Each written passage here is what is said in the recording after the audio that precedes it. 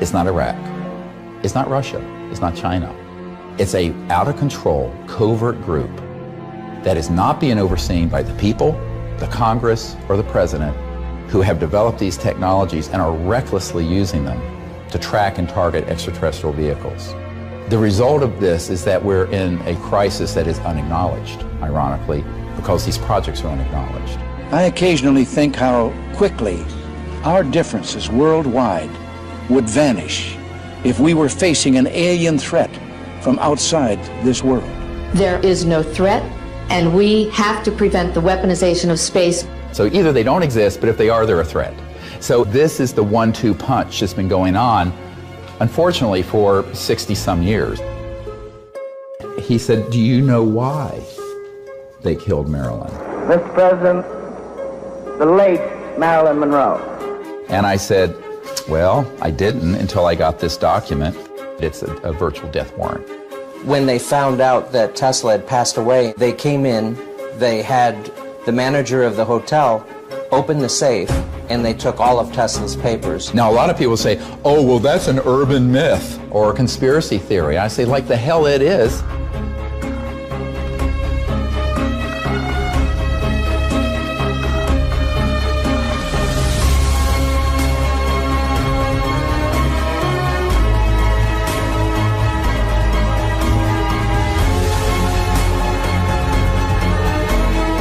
This is like a bad, conspiracy novel, except this became my life.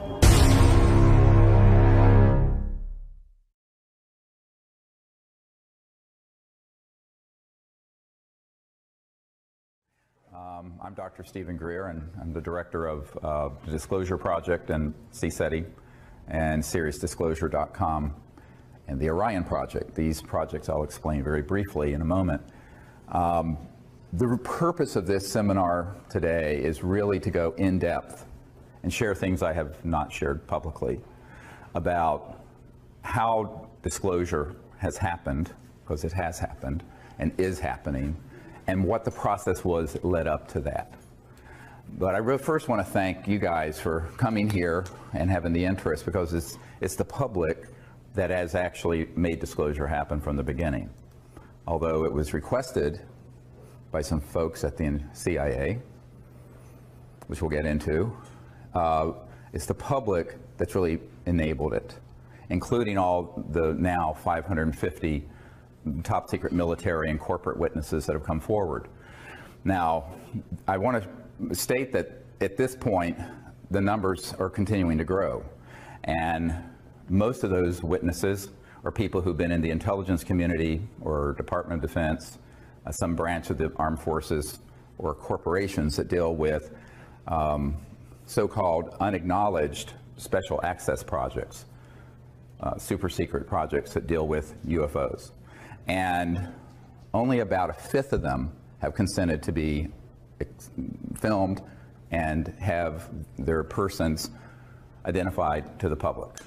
The reason for that is fear and concern for their own privacy, and concerns over some issues that I don't think we need to worry about at this point around the legalities. And we'll get into this over the course of the day. And the main purpose of the Disclosure Project was really to educate the public that we're not alone in the universe, and that this has been known by highly classified projects for 70 years, and that those projects have, unfortunately, become illegal and unconstitutional operations that operate transnationally. Note that I said transnationally, not internationally.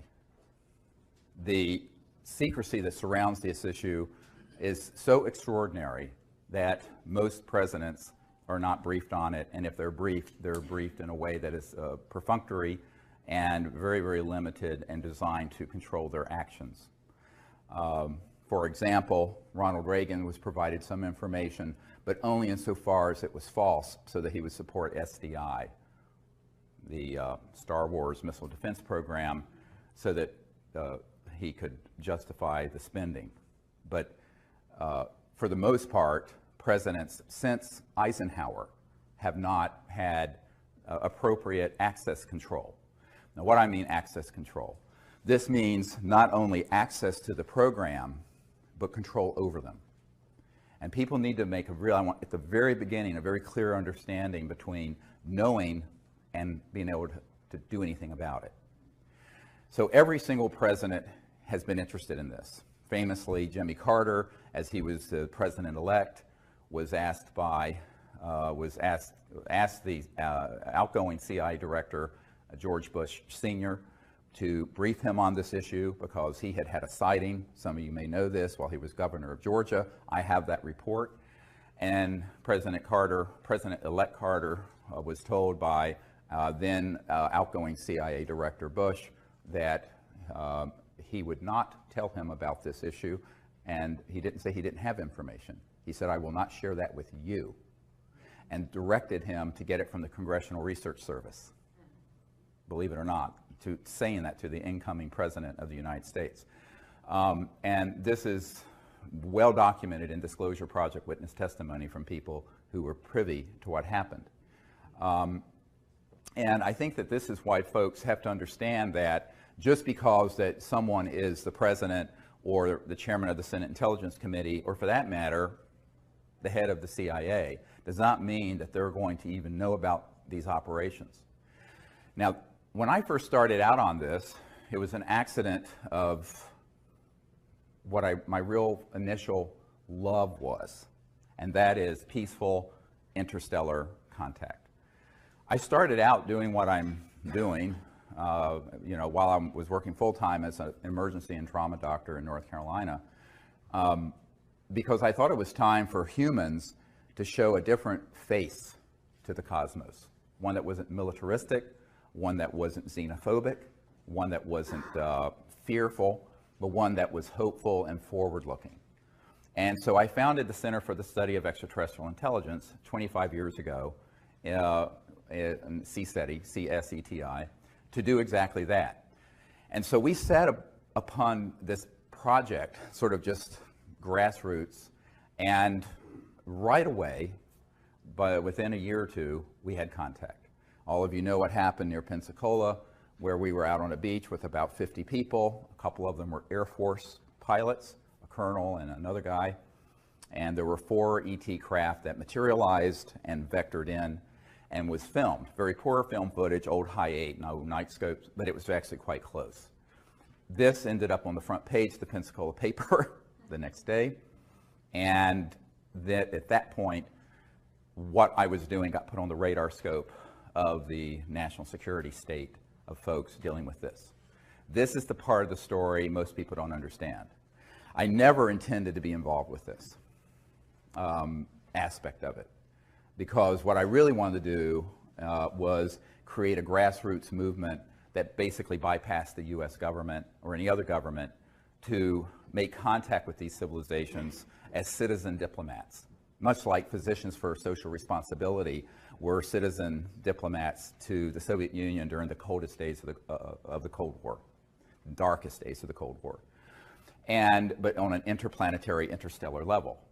Unfortunately, I got diverted, not stopped from doing that other project, the CE5, Close Encounters of the Fifth Kind Initiative, which is when humans go out and intentionally make contact. But I was pulled into what I'm doing now with Disclosure Project because I was asked to. So within a month of that event in Florida in March of 1992, I was asked to go to a conference in Atlanta. Now, I thought it was just a conference.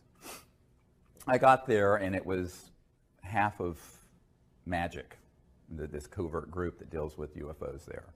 The former head of Army Intelligence was there, there were NSA people there were DIA people there, et cetera and so on. And they proceeded to sort of ask me, what the hell do you think you're doing? I said, well, I'm doing what you can read. It's all public. I don't have any secrets about it. We're a team to make contact with these civilizations outside of governmental channels because the government is broken. And I was informed it was none of my business and not to do it. And I said, try stopping me. So we kind of had a mano, was not pretty, till 3 in the morning in a hotel room. And, and I said, this is what I'm going to do. So there were people opposed to what the CE5 contact program was from the very, very earliest days. Most people don't realize that. On the other hand, there's a senior official at the CIA who flew down on a jet to my town in North Carolina, Asheville, North Carolina, to say, do it and don't give up. Someone's got to do this because it's completely out of control. And moreover, someone's going to have to spearhead not only making contact, but informing the public because the system is so completely dysfunctional. Now, the person who was sent down was a man whose family founded the California Institute of Technology, one of the most prestigious universities in America, and is associated with the NSA and CIA. And I said, well, I'm a country doctor in North Carolina, rambling around in an ER, and I'm doing this sort of as just an ad hoc group to do this. He says, no, well, someone is going to have to do this, but also is going to have to educate the public. And I said, well, I'll do what I can in between ER shifts and raising 4 children.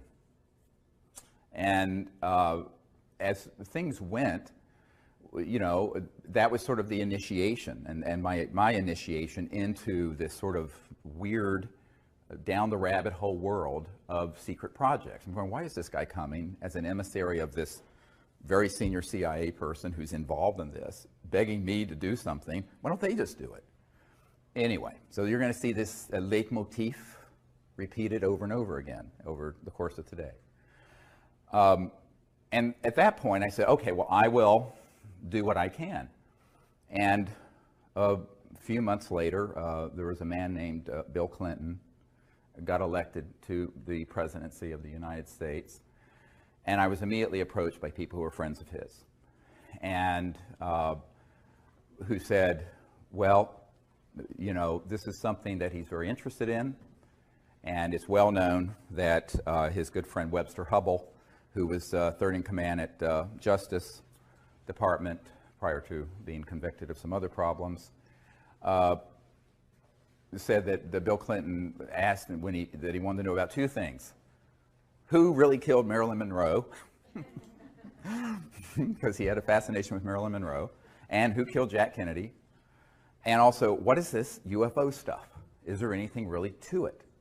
So he made a directed inquiry, and as Webster Hubbell reported in his book, Friends in High Places, this is not, you can read it and see, they made inquiries into the subject and they, quote, were not happy with the answers they were getting, which is a polite way of saying they know they were being lied to.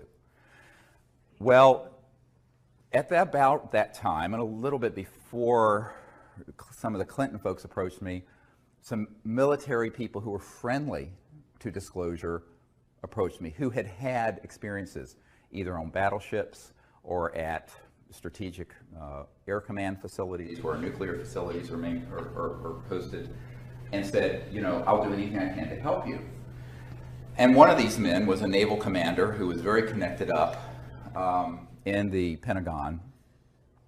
And he showed up at my door, basically, at my home.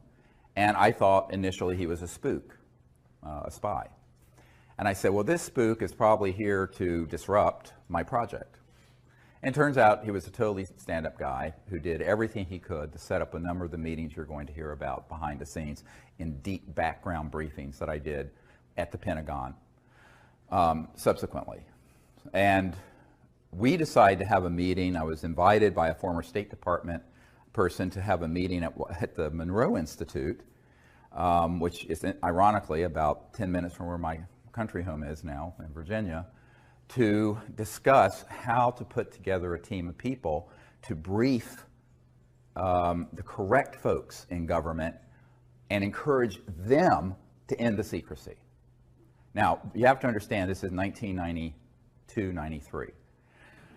22 years ago, 21 years ago, I was in my 30s, a bit naive about how government worked. I actually thought we had a functional constitutional government. I have since learned we do not.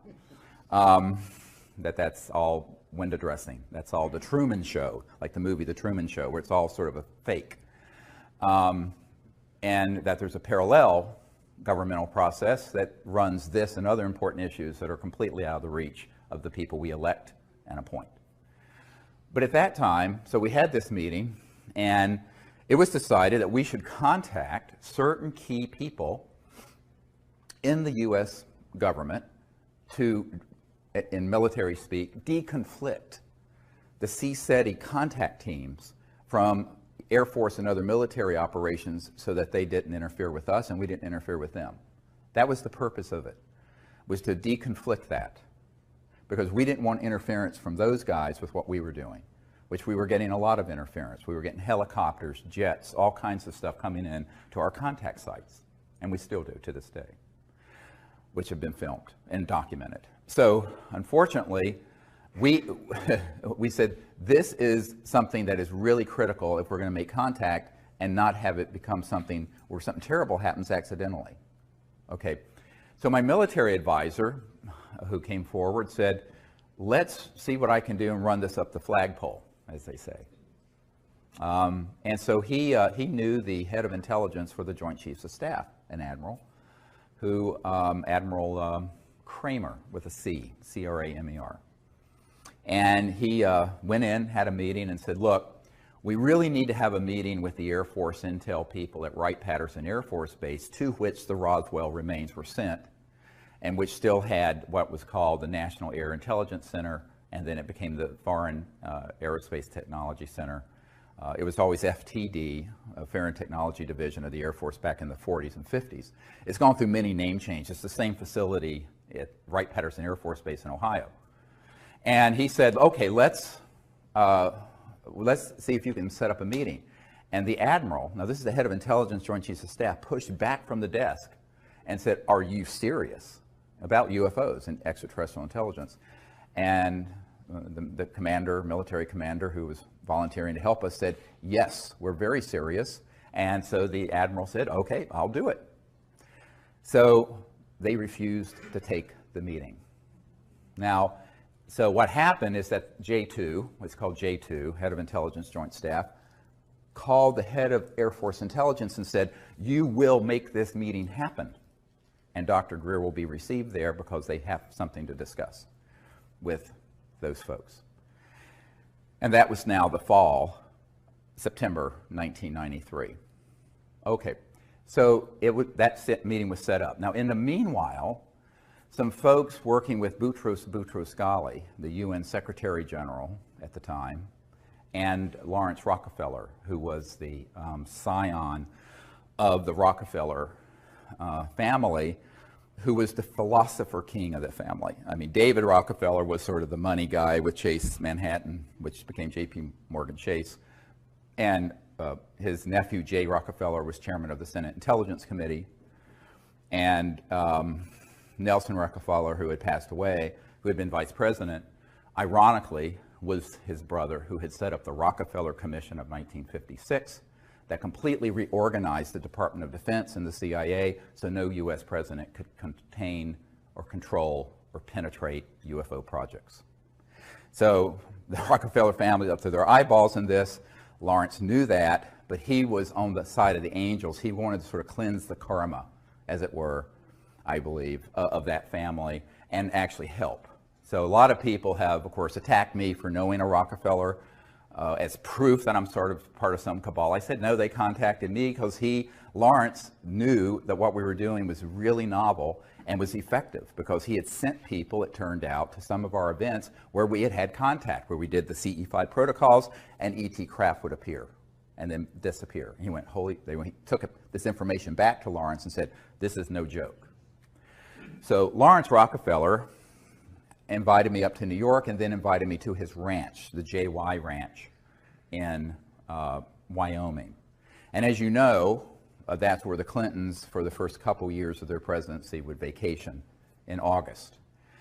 But I was asked to go there in September of 1993 to basically share what he thought would just be the information about the CE5 initiative. Lawrence Rockefeller did not know about the initiative to brief senior governmental officials and encourage them to end the secrecy, which had started a few months prior to that at this meeting in Virginia at the Monroe Institute, with a select number of folks that my military advisors had gathered together that was July of '93.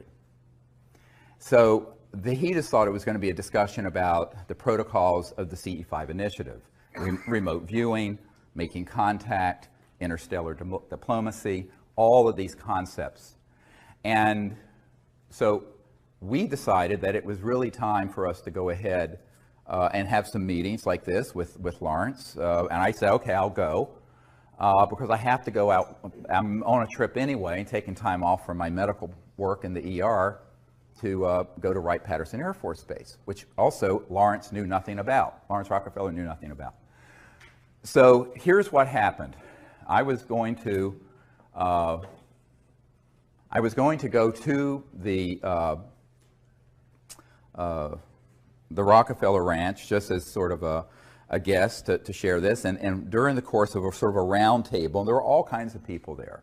Robert Bigelow of Bigelow Aerospace, who's a billionaire, was there. A whole bunch of people who of various backgrounds in the UFO subculture, some friendly to what we do and some incredibly unfriendly, who we found out were working for the intelligence community, were there. And there was this gathering at this famous Rockefeller Ranch in the Grand Tetons. So one day it came up what else I was working on. I said, well, we've initiated a project to brief senior government officials in the Clinton administration and the Pentagon and members of Congress so that we can terminate secrecy on this issue and get the government to change policy, because we understand that the incoming president is favorable to that idea, which was, of course, Bill Clinton. And as a result, you could have heard a pin drop in the room. Nobody knew at all. And the first thing Lawrence Rockefeller said, what, it was like this. Where are you doing? I said, well, I'm going straight to Wright-Patterson Air Force Base after this meeting to brief the colonel over this Foreign Technology Division of the Air Force. And then I'm going to, in a couple months, brief President Clinton's CIA director. So at this point, Lawrence Rockefeller and everyone there were in a state of shock. Now, that initiated what has been incorrectly called the Rockefeller Initiative. There was no Rockefeller Initiative. Let me explain that in a moment. What it was an initiative because he found out what we were doing, and his people said, you've got to get involved with this.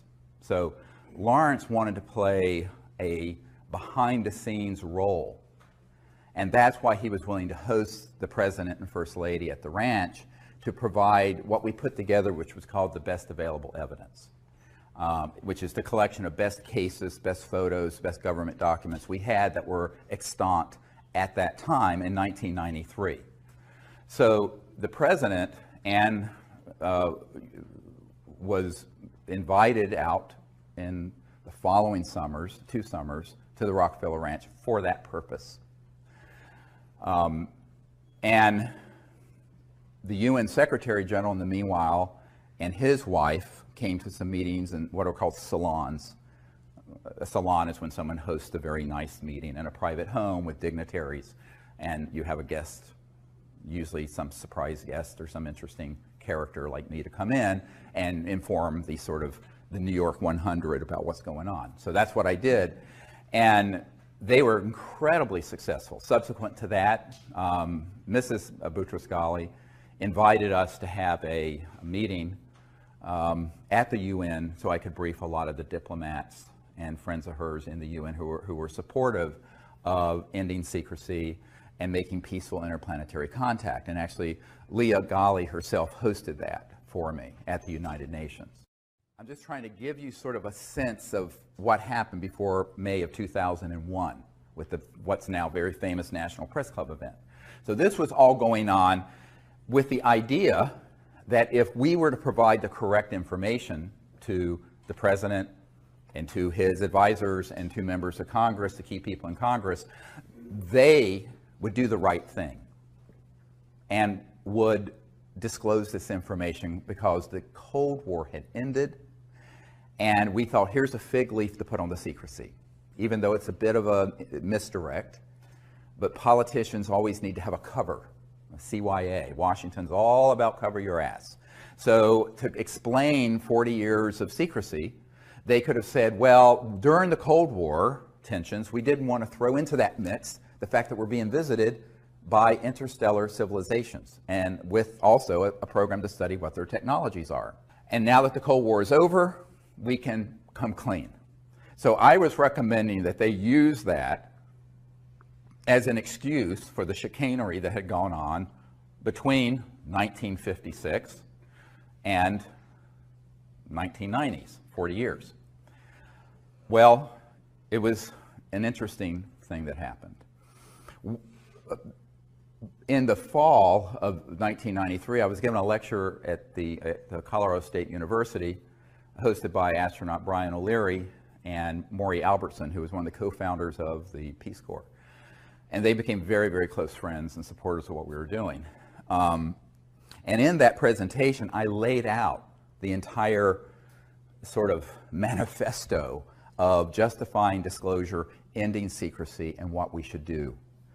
And at the end of that talk, and I don't know, there were maybe 800 people there, 1,000, something like that. There was a man, a little bald man, standing at the back of the room. And he wouldn't leave, and he waited till almost everyone was gone. He came up to me and he said, Dr. Greer, I think I can help you with this. I know some folks in Washington who want to know about this, but they're not getting any good answers. I said, well, like who? And I thought he was going to say, you know, staffers for Congressman blah blah from Nowhereville, Montana. And he said, well, I'm very good friends with the Director of Central Intelligence, the CIA director, and he would like to be briefed on this. And of course I said, well, that's a good start. So initially that meeting was set up for November of 1993, and it got pushed back because of scheduling conflicts that he had and I had to December 13th, 1993. My wife, Emily, was there with me. And the cover story was a dinner party just here in Arlington at this man's home, and with his CI director and with his the CI director's wife, Dr. Sue Woolsey, who was the chief operating officer of the National Academy of Sciences. So, which is very good because I feel, well, we can get two birds with one stone here because she's a very senior scientist in a very prestigious institution. So again, we got a nanny for the kids, flew up to Washington, had this meeting. Now, normally when you meet with someone at cabinet level, it's a, very tight, maybe 20 minutes, 15, 30. This went on for about 3 hours. And the initial part of it, I had this whole briefcase and portfolio full of all these images of photographs and documents and cases and all this stuff. And after about 10 minutes, the CI director said, okay, I know this. We know that they exist, and it turns out he and his wife had a sighting in New Hampshire when they were younger. I want to know, and this is the key question to answer, why won't they tell me and the president about it? I'm the CIA director. I said, well, that's another discussion. And at first, I got some hint of this when I got the letter, which I have in my archives, because subsequently, Woolsey tried to backpedal and say this briefing never happened. He publicly said so, and I can prove it to be a lie. I always say in Washington, how do you know they're lying? Their lips are moving. Lips are moving, that means they're lying. So, ouch. Did I just say that? Yeah, I did. It's on the record. There you go. So, but the letter I got describing the briefing from our host said that you're going to be the first person to brief the president's people and his CIA director on this issue because they've asked questions and they can't get anything through channels. Now, at that point, I have to say, I thought I was being Zoomed. I really thought this was a prevarication and that this spy master, the CI director, just wanted to pick my brain, find out what we were doing with folks like the Rockefellers and da-da-da.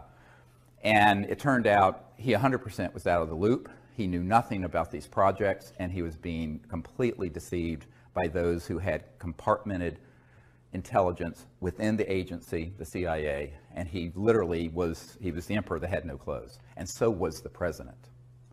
So it was at that point, on December 13th, 1993, that I realized that we were living in a country that had undergone a quiet coup d'etat decades earlier.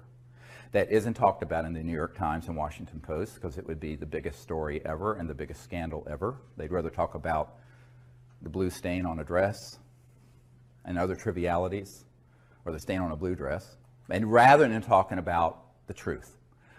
And we, at that point, had put together a white paper, which is in my first book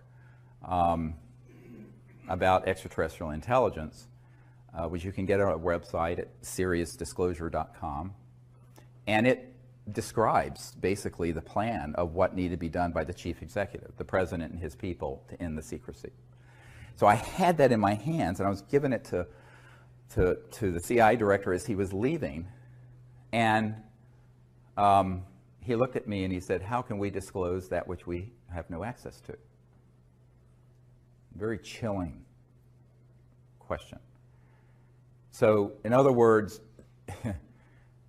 if we were to push on this, then it would unveil the biggest constitutional crisis in the United States history. And no president wants to admit that they're out of the loop on important things. No one wants to admit that. Therefore, he said, "We will do what we can do. I will continue to look into this. Please continue to send any information you have to me through this contact. But we'll have to see what the president can do." That meeting, as I said, was about 3 hours. Most of it was talking about contact, the technologies, why secrecy would be as extreme as it is. And this is, the why of secrecy is much more difficult for people to get their minds around than the how. So let me first do the how. Everyone thinks there's something called above top secret. Well, in the United States government, most governments, there's no such thing. There's actually confidential, secret, and top secret. But then within these classifications, there are compartments. So you have TSSCI, top secret special compartmented intelligence. So TSSCI, it's the compartment you're in that matters. Some compartments, like what Edward Snowden exposed about PRISM, was a compartment that the president and the oversight committees of the Congress knew about. However misguided they may have been, they were legally overseeing compartments, which is why he's in trouble. There are other compartments that are unacknowledged special access projects. Special access projects require these clearances, and the unacknowledged ones mean exactly that. They are acknowledged to no one outside the compartment. And that includes the President of the United States or the Chairman of the Joint Chiefs of Staff or whoever.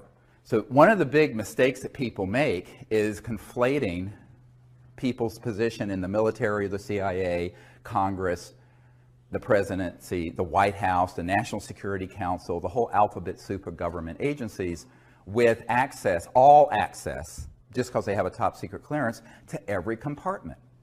And I know men who are in one compartment and or in one section, and they have a friend that's in another compartment, and they both have top secret clearances, very high compartments, and they do not know what each other's working on.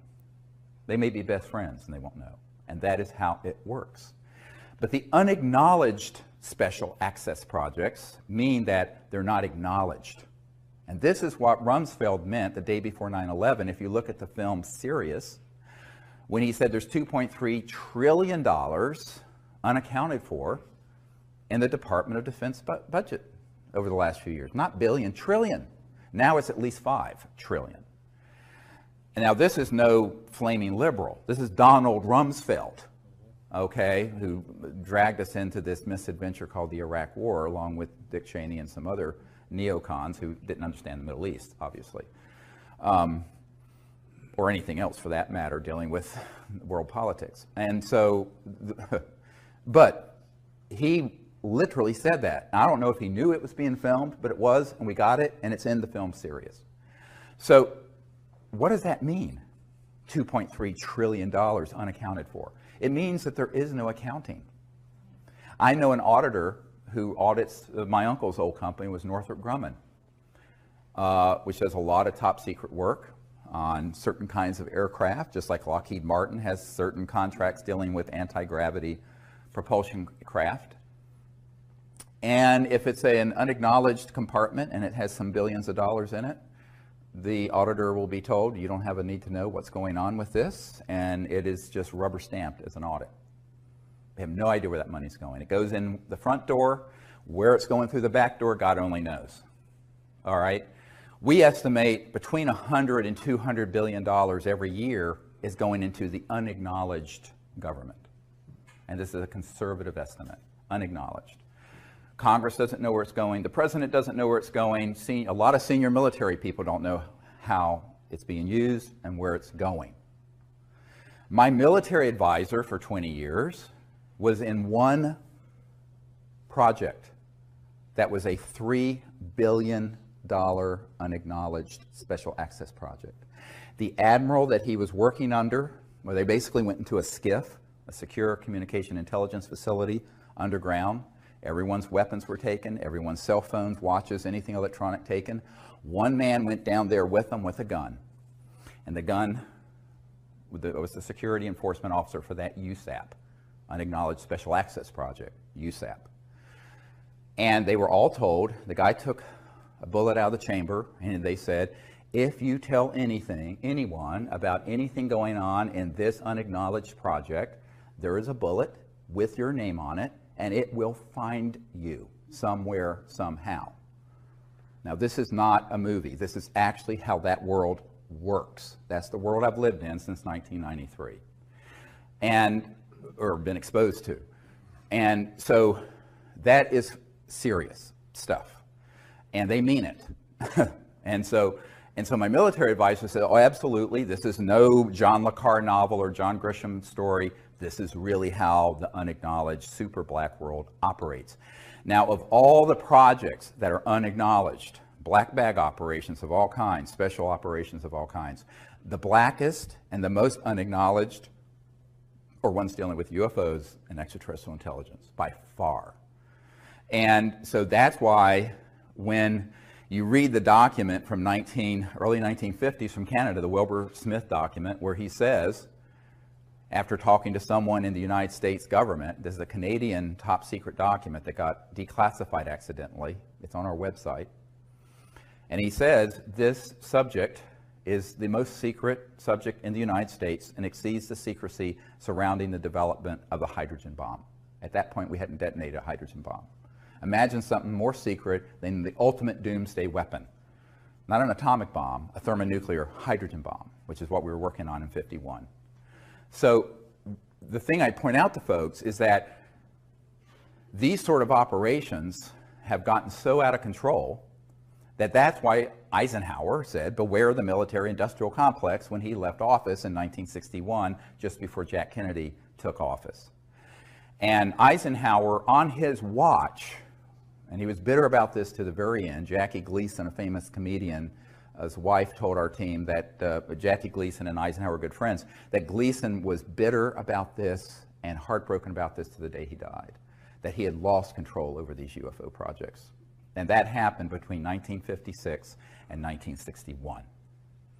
Now, why did this extreme, so this gives you an idea of how unacknowledged special access projects work. They're hermetically sealed silos, and no one outside that compartment, doesn't matter your position in government, doesn't matter your clearance, will know what you're doing in it. So wrap your mind around that. That is how these projects are managed.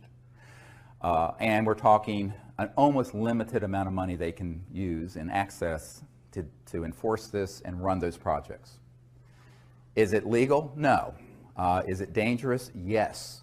Because it is, by definition, completely without oversight of the people, the people's representatives, or the president, or for that matter, the senior folks at the Pentagon. I'll get to this in a moment. So at this point, I'm reeling. I'm just sort of like, I'm absorbing all this. Look, I'm a country doctor in North Carolina, rambling around in an ER, taking care of shootings and stabbings and car wrecks and burns and what have you. And this bag of crap gets handed off to me. And I think, well, you know, this is way past my pay grade. I'm just... And in January or early February 1994, a friend of the president's comes to our home, a man that I had met sometime earlier. And name is Kevin Foley.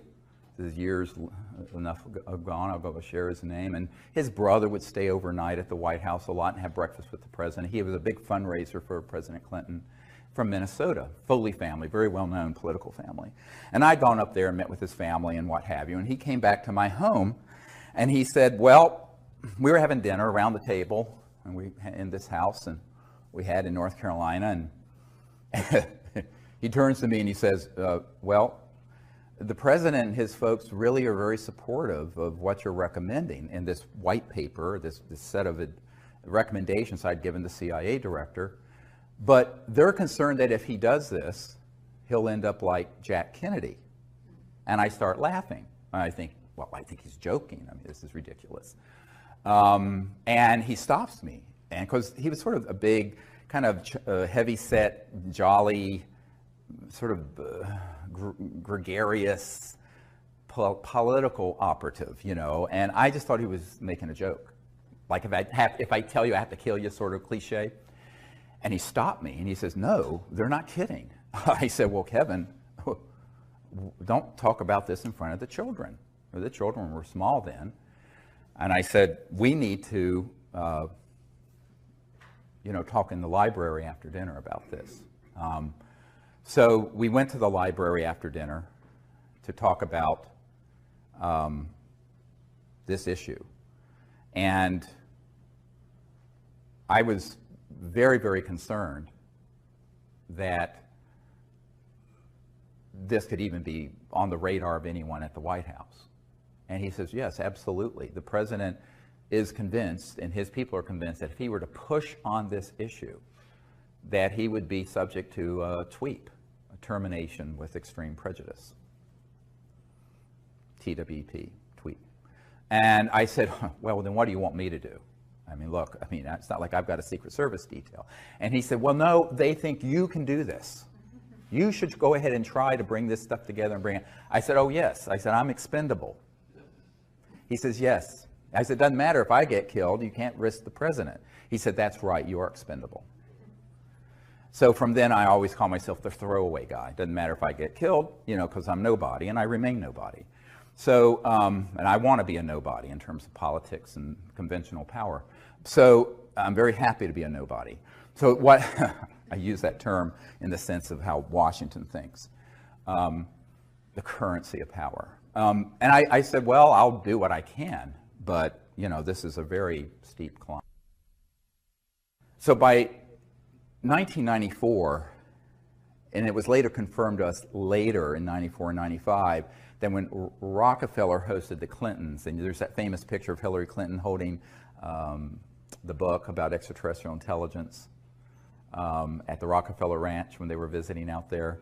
You know, yeah. Okay, so she actually is the one who stood up and stopped the briefing and said it's too dangerous. We're not going to pursue this. And ultimately, politicians are going to put their finger in the air and they're going to see which way the winds are blowing and see what they can benefit from. They saw this as a lose-lose situation. In other words, it was a situation where if they were to push on this, they would be stepping on some very big toes. Very, very big toes. How big?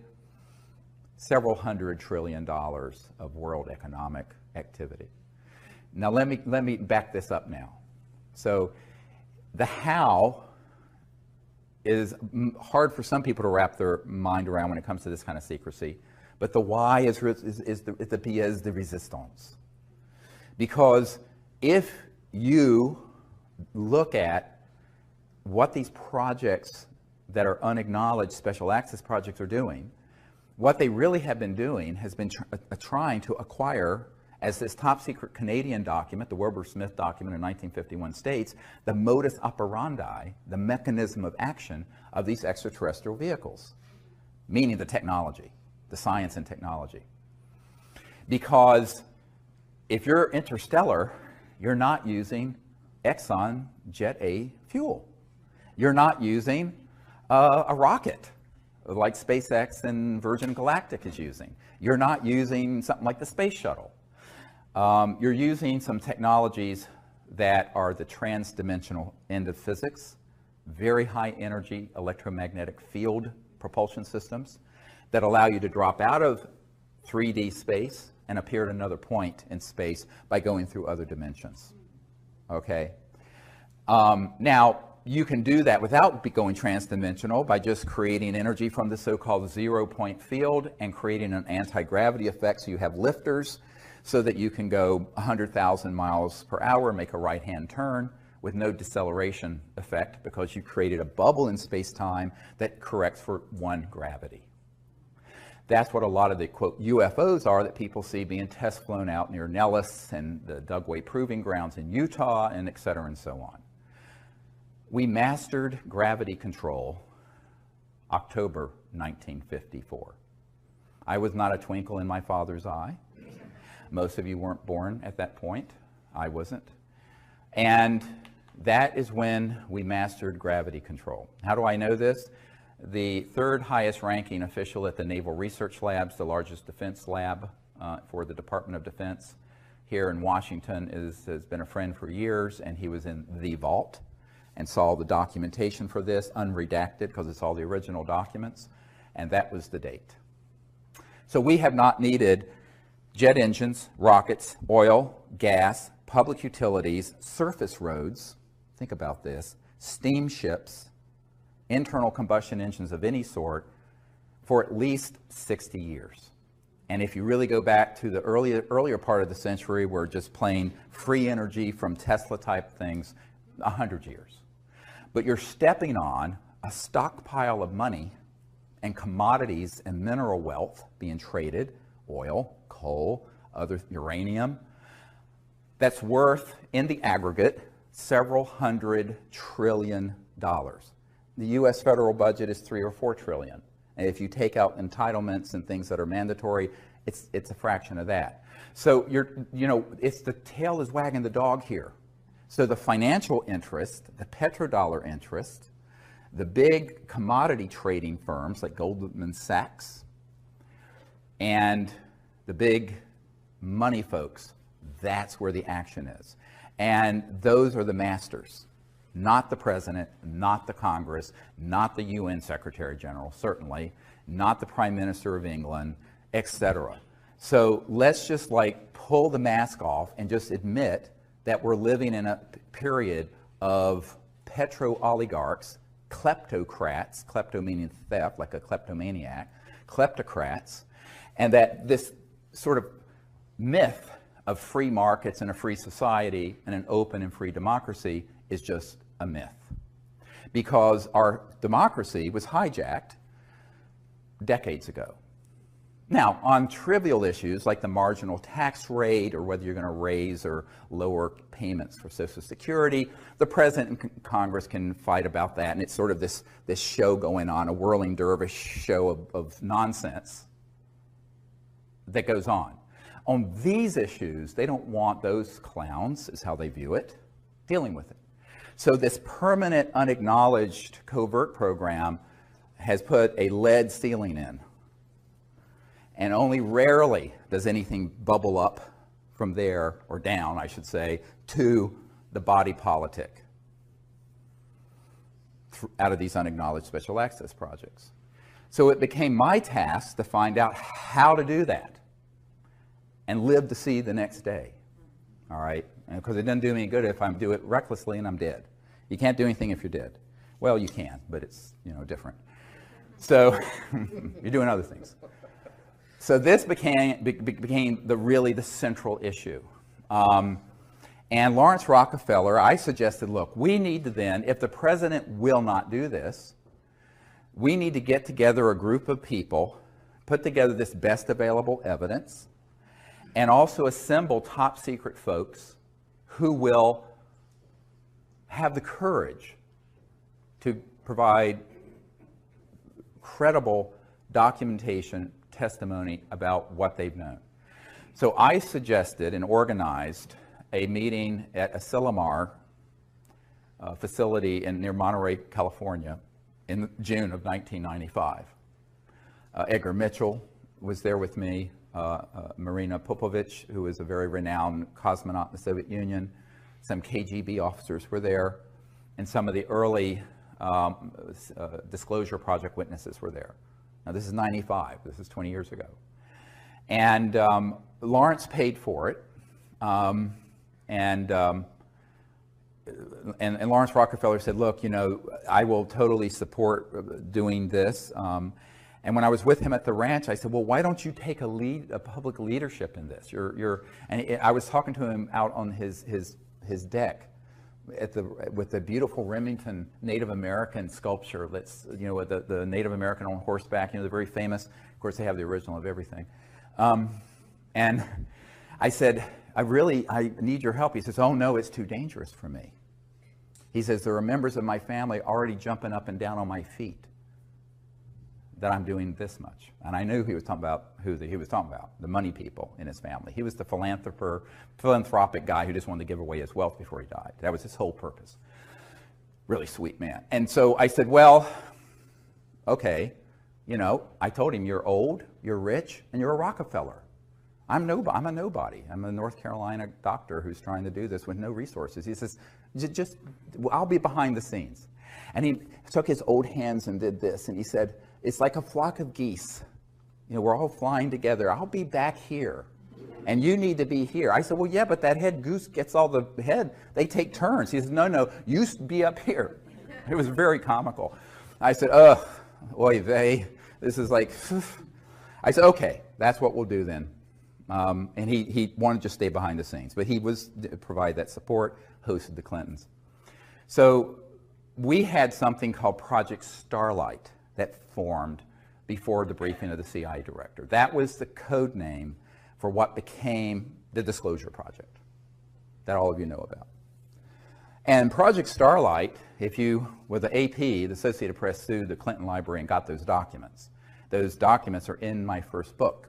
And at Asilomar, we had all these dignitaries, including Kevin Foley and astronaut Edgar Mitchell and Marina Popovich, and all these folks sign a letter to the President of the United States recommending ending the secrecy.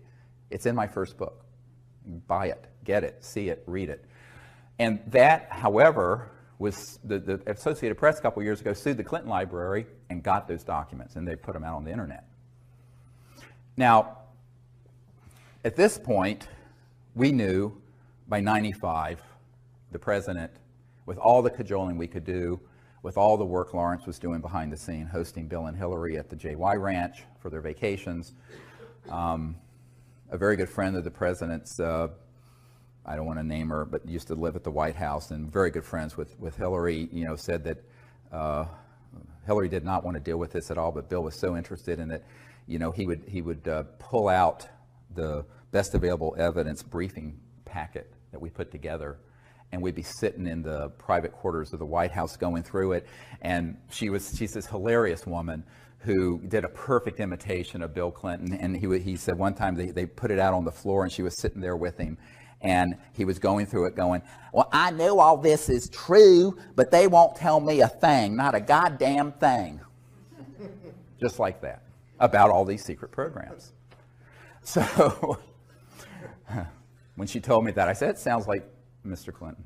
So from 95 until 98, I proceeded then to approach various members of Congress.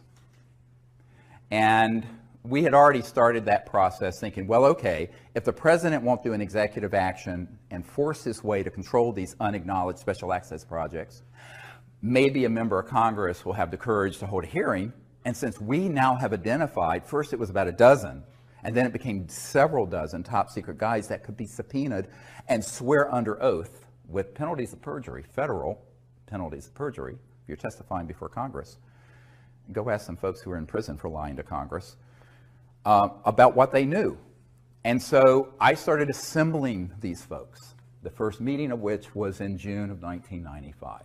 I'd met with a number of them one-on-one, but there's strength in numbers. So I realized that if we came together as a group and they got to know each other and they felt that it was, they felt safer, they felt protected if they were all doing it together.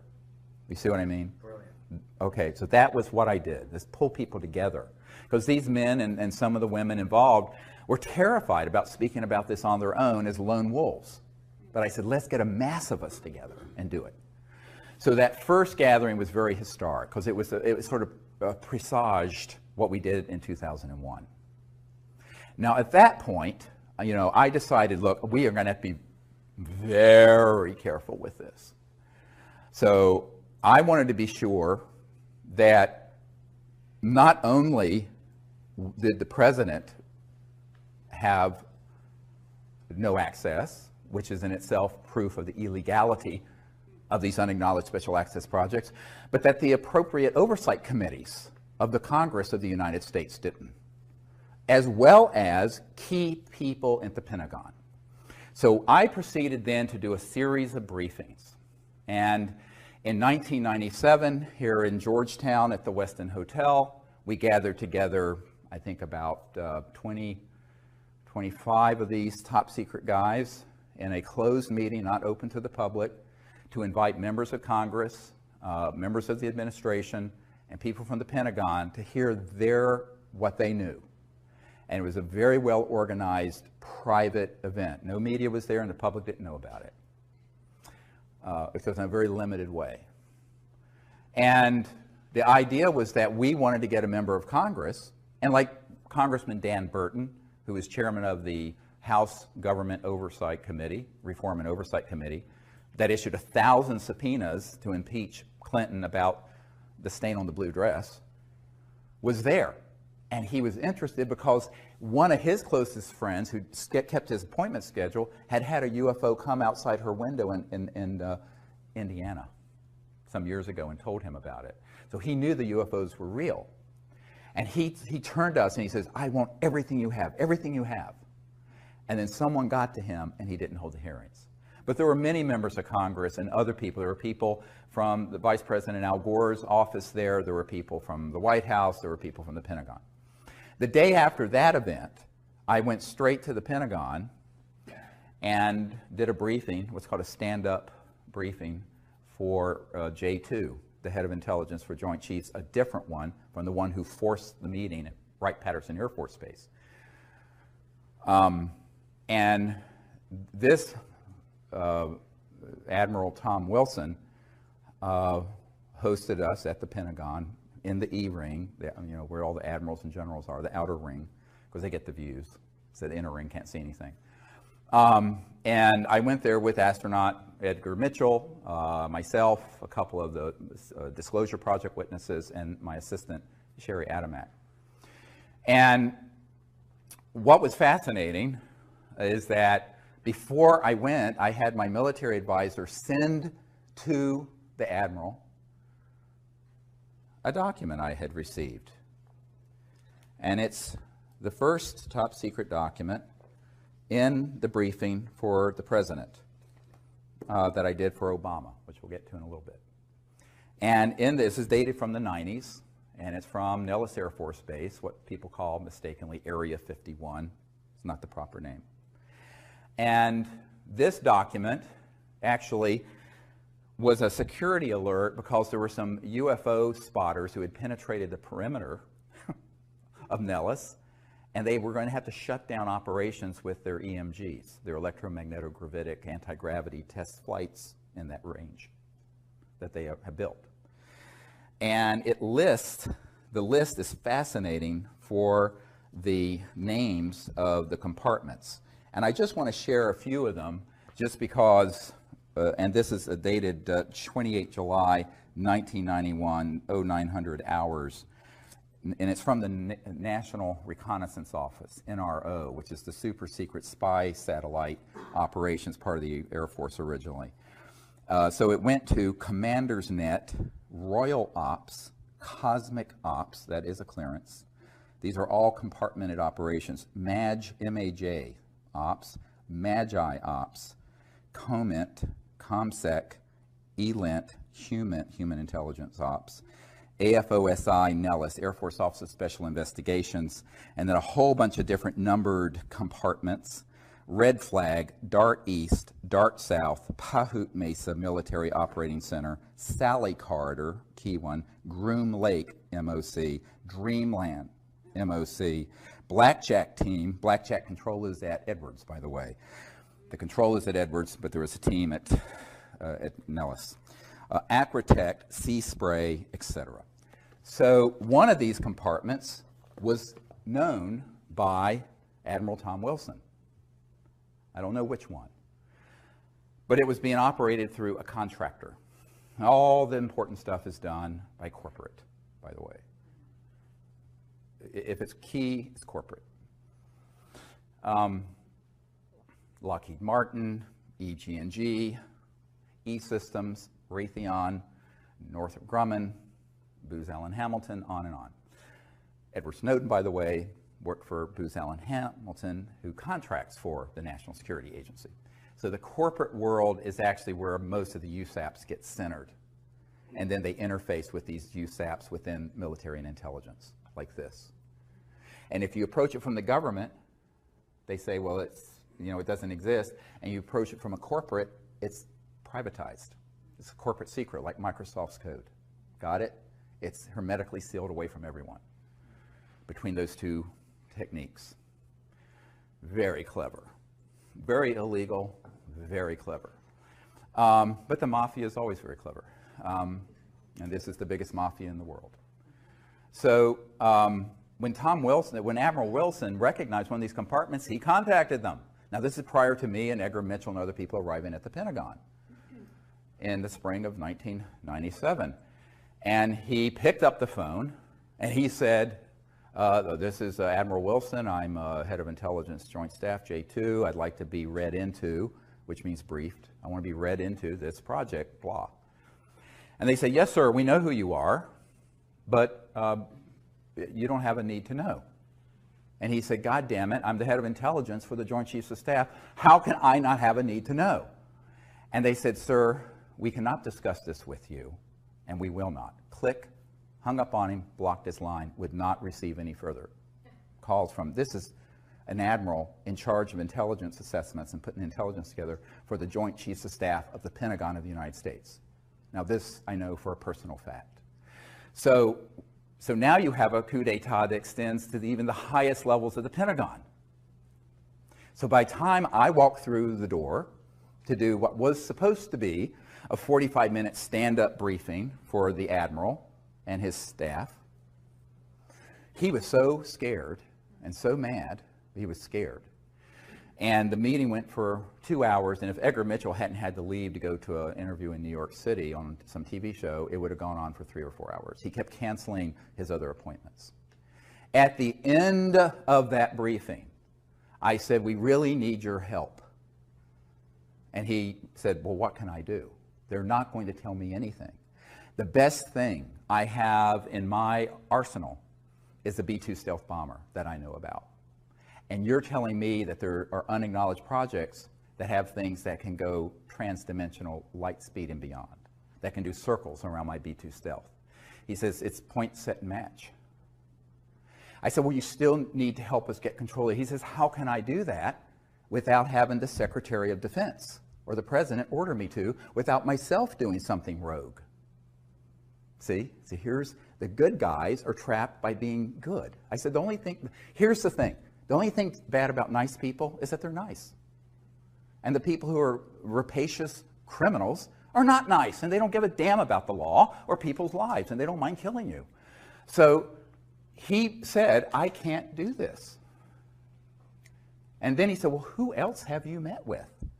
I said, well, the CIA director, and I started naming all these people. So he says, well, if those folks are being Schmidt-canned, pushed aside, what am I supposed to do? So he basically threw up his hands. He says, I don't see that I can do anything. There was a man named Gordon Cooper who most of you may know was someone who gave us testimony about the craft that landed on the dry lake bed in California, Edwards Range, back in 1956, I believe it was, that his crew filmed, and he saw the film footage and sent it back to the Pentagon. Well, Gordon Cooper, a very heroic figure, an early Mercury astronaut, and I were speaking to a conservative group called the Federalist Society here in Washington, who were very interested in this, because they were interested in the unconstitutionality, because they're strict constitutional. And I will speak to any group, I don't care, you know, I mean, it's fine, politics, I don't care. So, I mean, I agree with the group's politics all the way through, but they were interested, and they invited me and Gordon Cooper, so we went. So, my wife was with me. It was here at the Hyatt, I think, near Capitol Hill. And I was going, so I started talking to Gordon and comparing notes of people we had talked to within the system. And he had been asked by Secretary of Defense Cohen, C-O-H-E-N, who was Secretary of Defense for Bill Clinton. Bill Clinton, Secretary of Defense, had asked him directly to give him all the actionable intelligence, all the details needed about that landing event of a craft at the dry lake bed in 1956, because he wanted to see that footage. And he got back to Gordon Cooper and said, I can't find it. It's not accessible. It's in this unacknowledged project, and the Secretary of Defense. So there's another person proven out of the loop. So I started making a list of all the people who had been denied access, who by all rights absolutely must know if it's a legal program. Secretary of Defense, President of the United States, CIA Director, on and on and on. Then I end up, a couple years after this, getting invited to brief the head of the Defense Intelligence Agency, General Patrick Hughes. Now, General Patrick Hughes was a man, you'd often see him with Madeleine Albright and Bill Clinton and other people. He was the head of the Defense Intelligence Agency, which is like the CIA for the Pentagon. It's almost as large. And it's their in-house intelligence shop, whereas, you know, the CIA is a civilian agency, but this is a military intelligence. But the Defense Intelligence Agency sort of sits on top of all military intelligence. And he was the director. So, and he's a 3-star general. So I get invited to brief General Patrick Hughes at the Pentagon. So I think, well, let's see what he knows. Of course, he wanted to know what I knew. So again, I sent him a full dossier and briefing prior to arriving so he'd be adequately brought up to speed. We had a meeting scheduled. I go to the Pentagon, full military escorts in, like you always have in these areas. And I go in, and we start talking about this. And he says, well, I find this amazingly interesting. He says, but in all my years in the military, I have never been told anything about it. Nothing. And I said, well, it doesn't surprise me. There are other people in your position. He says, he got up and he went over to a bookshelf. And on it was a little, like you'd get at a toy store, a little E.T. doll, like about this big. And he grabbed it and he says, this is all I've gotten for my inquiries about this issue through channels. In other words, someone gave it to him as a gag gift. Now, there was a full bird colonel sitting at the table during this briefing, and I started explaining the way, you know, these particular, and he knew what an unacknowledged special access project was. This is no, he says, but he didn't know about this one. And he wasn't being, he says, well, I can't imagine that there are operations within the Defense Intelligence Agency that know about this, and they wouldn't tell me when I've asked. I said, well, they do. I mean, they lied to the president, they lied to the CIA director, and they'll lie to you. And the colonel visibly stiffened. Because I said at that moment, there are people on your senior staff who are tasked with this issue, but they don't want you to know for whatever reason. And this colonel stiffened. And my military advisor and I compared notes later. That guy was on the inside lying to the general. The colonel was zooming the general. Illegal? Yes. Treason? Yes. Happens every single day at the Pentagon and CIA. So when you're dealing with an unacknowledged special access project this sensitive. So these are not conspiracy theories. I've been there. I'm the guy who set up these meetings and was there. And I will say that I'm the only civilian you'll ever meet who's had meetings of this nature with people like that all over the world. So I wanted to put this on the record. Now, after this, we had about a 15-minute discussion, and then the general told me something very surprising. He says, you know, my father, this is General Patrick Hughes telling me, my father knew of some kind of illegal conspiracy in the U.S. government back in the 50s and 60s, because he was also a very high official, that was so serious, and we thought the old man was a kook, referring to his father. And he says, I thought this would all be nonsense until I got into this office, until I became the head of the Defense Intelligence Agency, and contrasted with what I'm being told with what I've seen received from the Disclosure Project, or Project Starlight at that time. And he said that, you know, my father was so upset by this, he eventually ate his gun, committed suicide.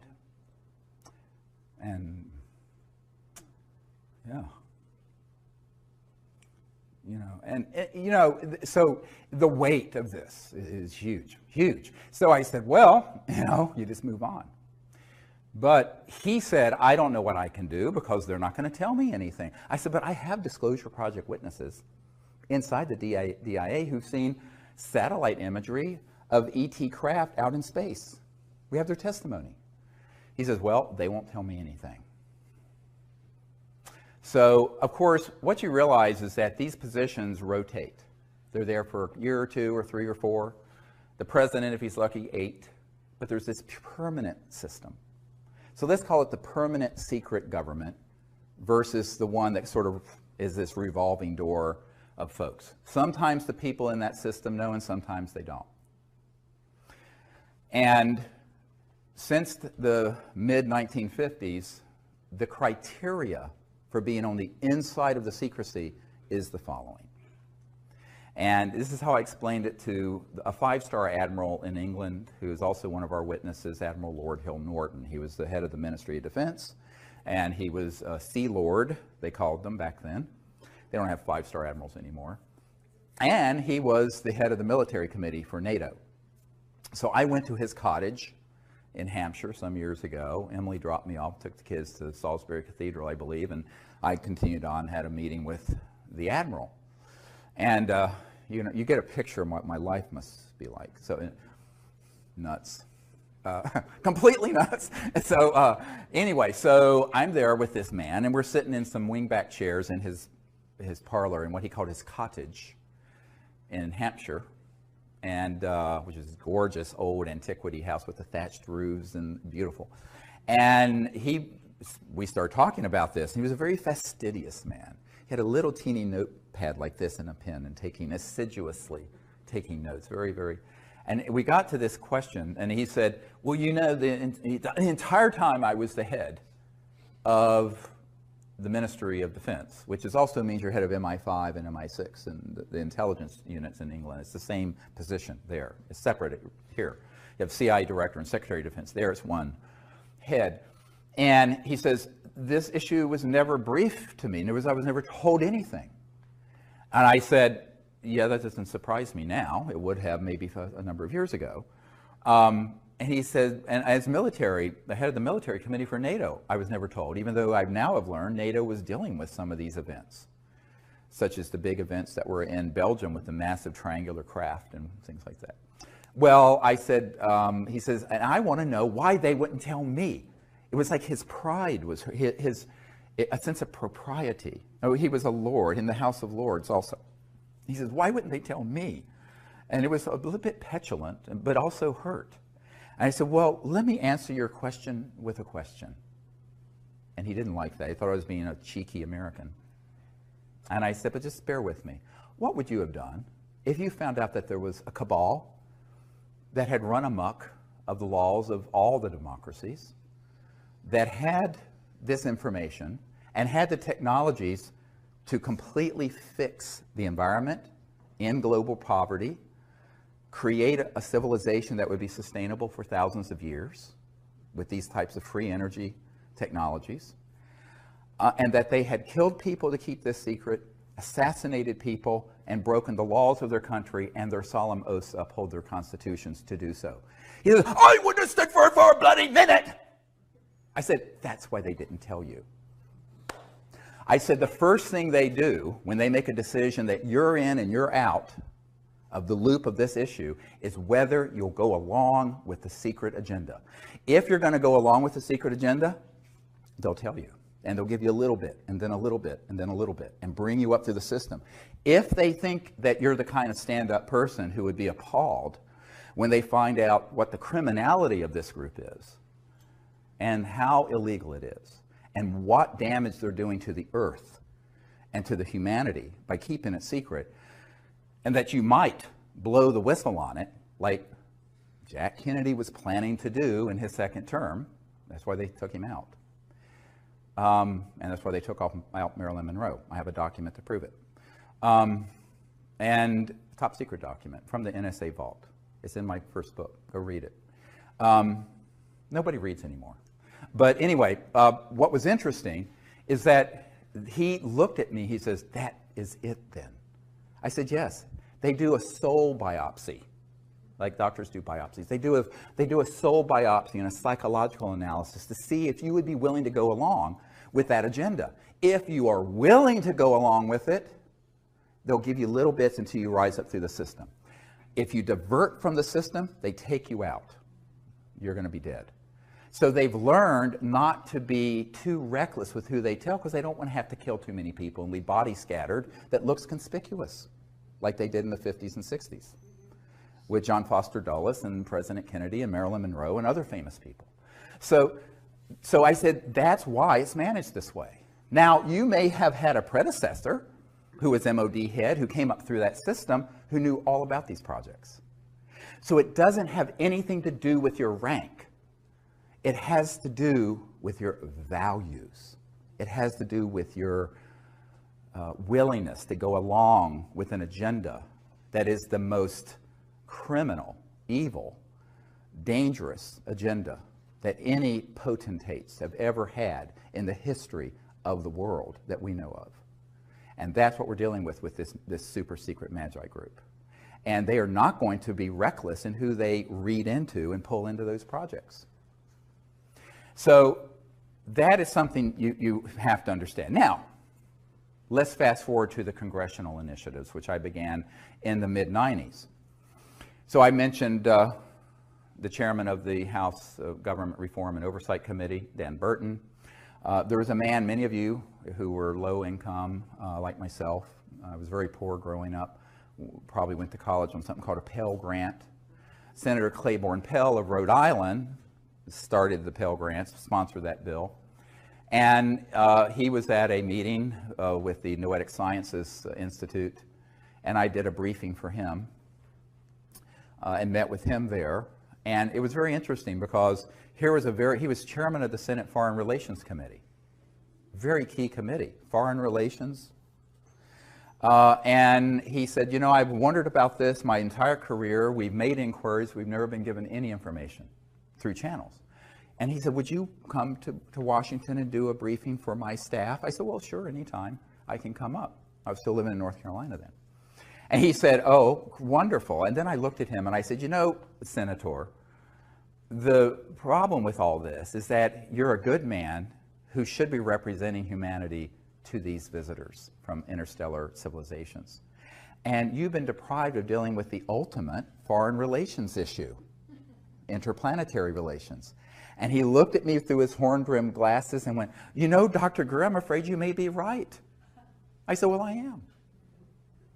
Very poignant moment, but that was the way it was. And then I met with Senator Dick Bryan of Nevada, whose home state has, of course, Nellis Air Force Base and the so-called Area 51.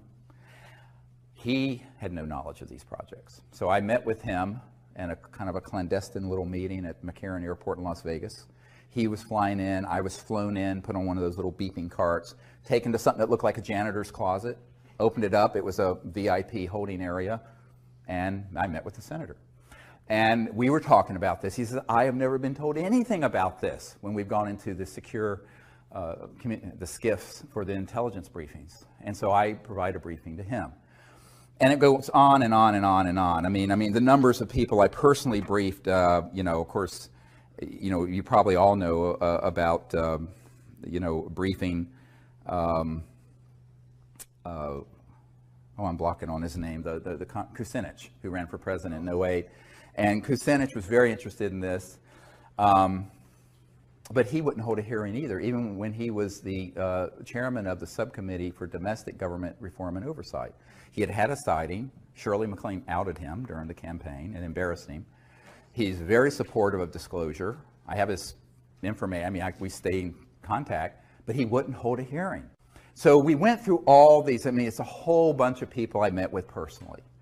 Now, there are people out there who say they're doing stuff with disclosure and lobbying, but they've actually never met with a sitting member of Congress. I'm not going to name names, but that's it.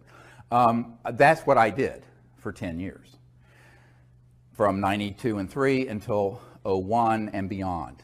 And also people overseas. The cabinet level member of the Japanese government in charge of science and technology briefed him, very interested. But when I said, will Japan take the lead on disclosure and put this material together? He says, oh no, we can't do it ahead of the United States. He was in terror of the idea of getting ahead of these covert programs. Same thing with meeting with certain members of the royal families in Europe that I met with. And as you know, I provided a big briefing that was given to Prince Charles by Jamie Cromwell, the actor who played, he said he was kind of playing me in this movie, First Contact, a Star Trek movie.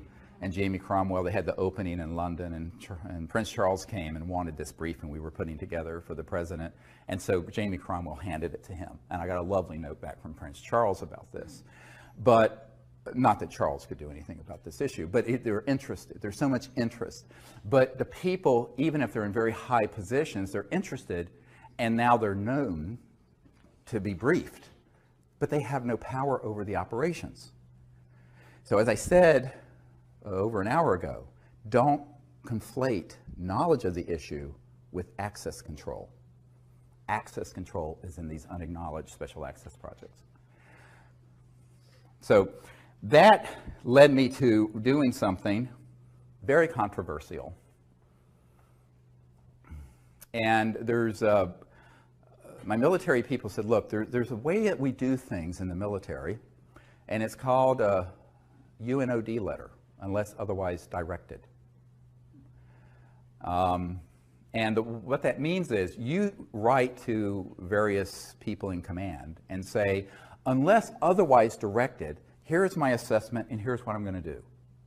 So they said to legally cover yourself, you need to do a UNOD letter and send it to the head of the Justice Department, the President, the Pentagon, the CIA, the FBI, the whole alphabet soup, the NSA, and send it return receipt requested so you can prove it was received.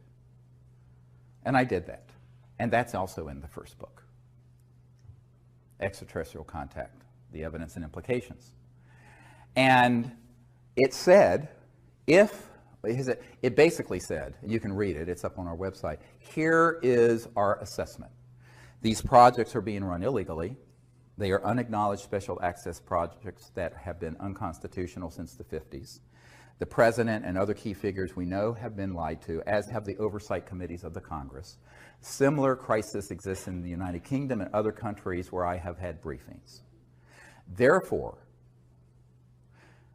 it is our assessment that the National Security Act and secrecy laws that are attached to oaths of secrecy are null and void, and that any man or woman who has knowledge in any document, material, or evidence attached to the UFO and extraterrestrial issue can be provided and disclosed publicly without penalty of law. This is our assessment, and unless otherwise directed, beginning as soon as we can organize it, we will proceed with disclosing this testimony and these documents. This was what we used to legally cover all 110 top secret military witnesses that came forward. It had to be done. And the reason I couldn't have done that between 93 and 98, I had to go through this torture chamber of finding out that, in fact, and proving not only to myself, for posterity and in my records, that the key people who should know about this do not. And therefore, the programs are illegal. And therefore, if the programs are themselves illegal, they can't cite the law. It's basic constitutional law. If you're operating, if you're a mafia, let's say that a mafia guy's running an illegal project and you enter into a contract with him.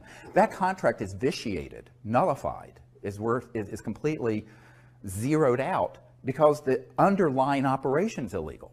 So all these men and women who have been at Lockheed Martin Skunk Works, who have been with the CIA, the DIA, the Pentagon, who have worked on these projects, we basically exonerated them from any legal penalties for disclosing information about these projects because we were able to prove they were being run unconstitutionally.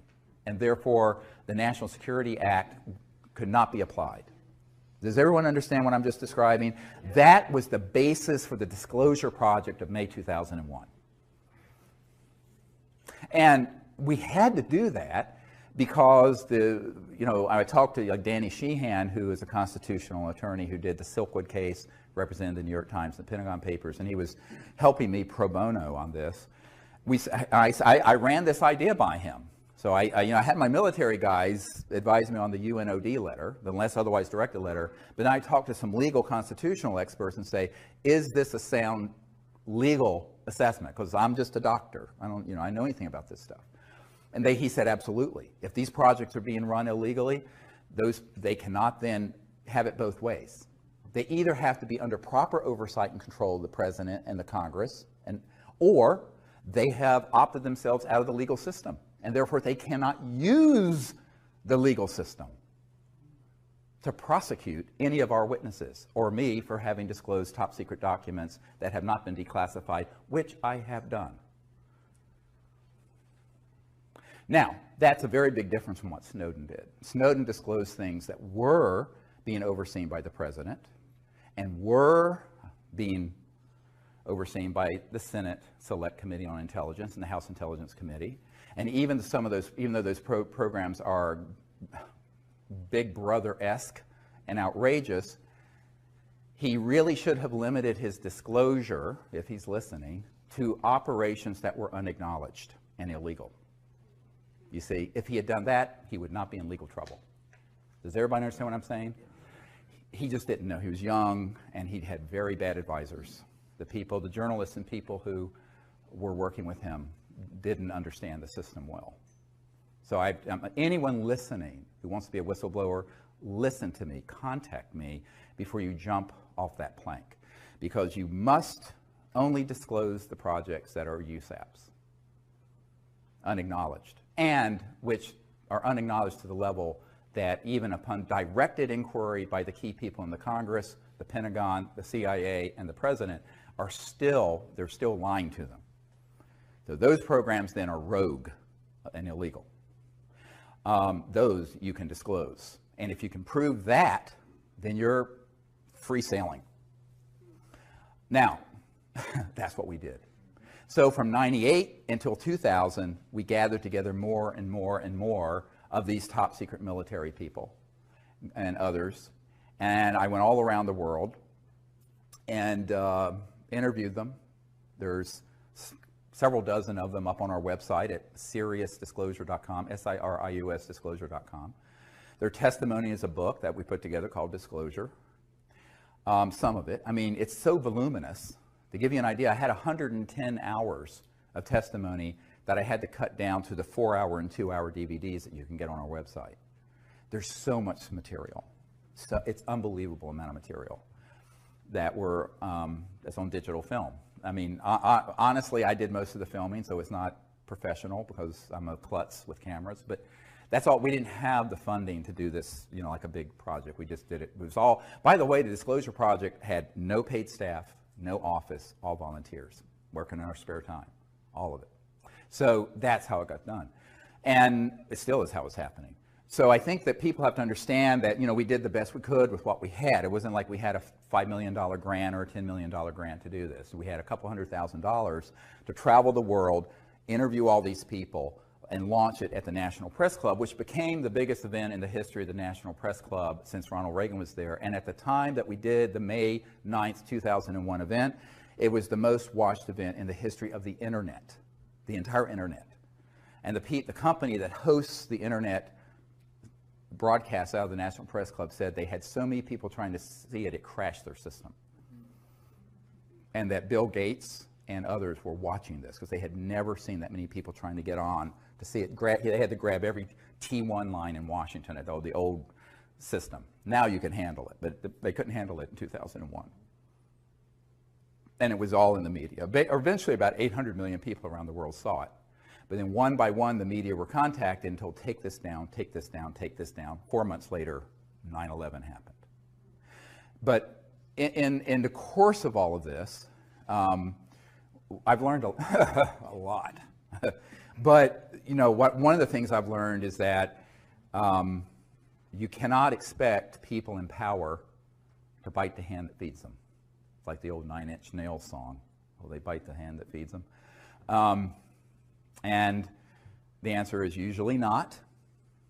And the other thing is that the currency that matters is, it's not impressive if you're a billionaire. I know a lot of billionaires.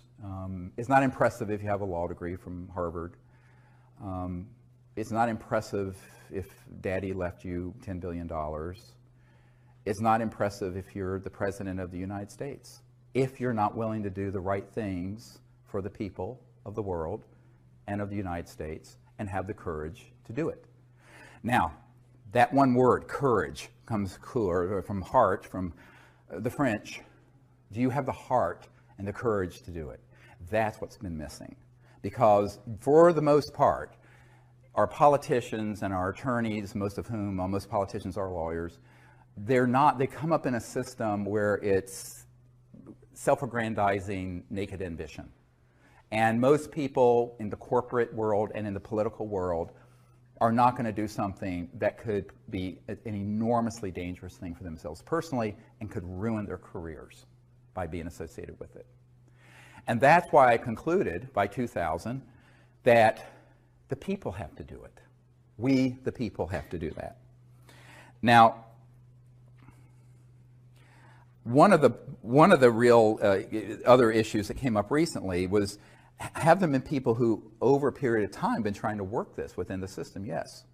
There's a senior official at the CIA who, for 20 years, has been very, very supportive. He's part of that group, but he's on the side of disclosure. But he can't stick his neck out too far because he saw what happened to former CIA Director Colby.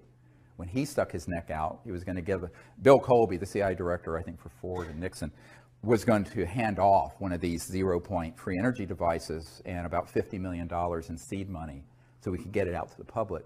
And the week he was going to meet with a member of my board, they found him floating down the Potomac River. Almost absolutely, he was assassinated. We can't prove it, but his best friend, a colonel, met with me and said, yes, that's what happened. And he knew it was a risk.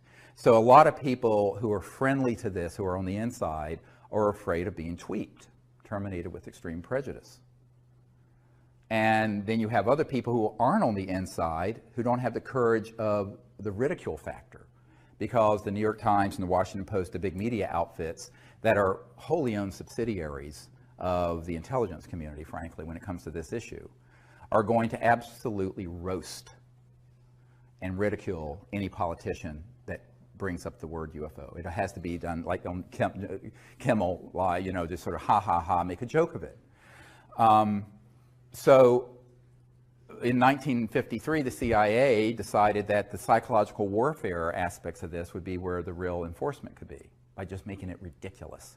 And they actually engaged, I have a document that proves this, Disney Studios, to make cartoons about little green men so that it would become the laughing stock and sort of defang the whole issue into sort of silliness.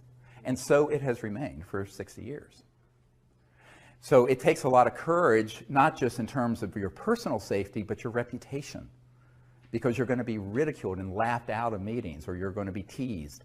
And most people don't want to be ridiculed. I'm just the kind of person, I don't care what someone says about me. I mean, everything terrible you can imagine has been said about me, and so what? I mean, you just expect it. So, but most people in a public eye don't want to do that.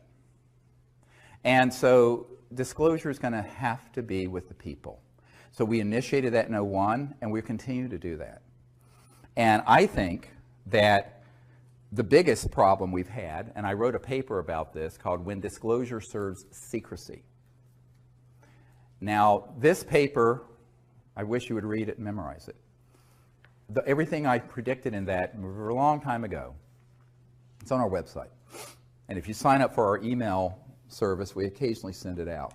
It's a free newsletter. You can just sign up. It's SiriusDisclosure.com. It's free.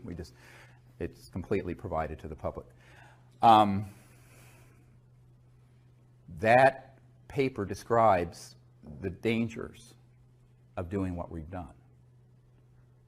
And that is disclosure being hijacked by charlatans who masquerade as disclosure folks, who attach to all the body of evidence I put together the fear factor and the silly season and the evil aliens are coming to and eat us for lunch.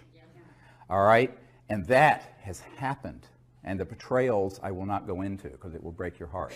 So the truth is, the thing that keeps me up most at night is all this information being folded into it, which is all solid information, being folded into disinformation that's tailored to scare the public into what General MacArthur said, and that is World War III will be interplanetary.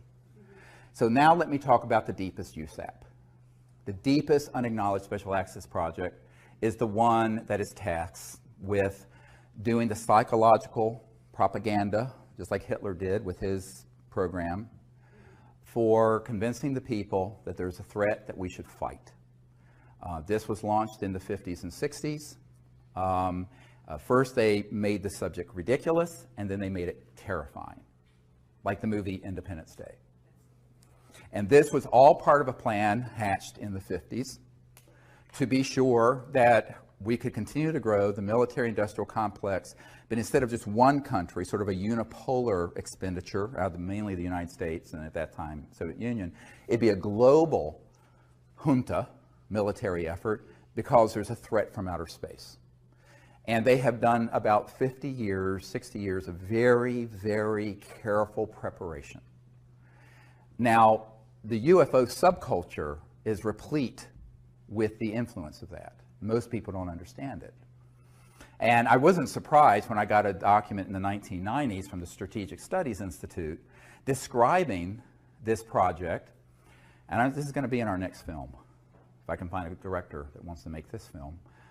And it describes creating a worldwide subculture and cult around alien abductions using stagecraft, I'm quoting, and using advanced aerospace devices, i.e. man-made UFOs, anti-gravities, with creatures that could pass as aliens to engage in events to scare people so that the public could be turned to believe that there's one or more civilizations that we should unite against and fight.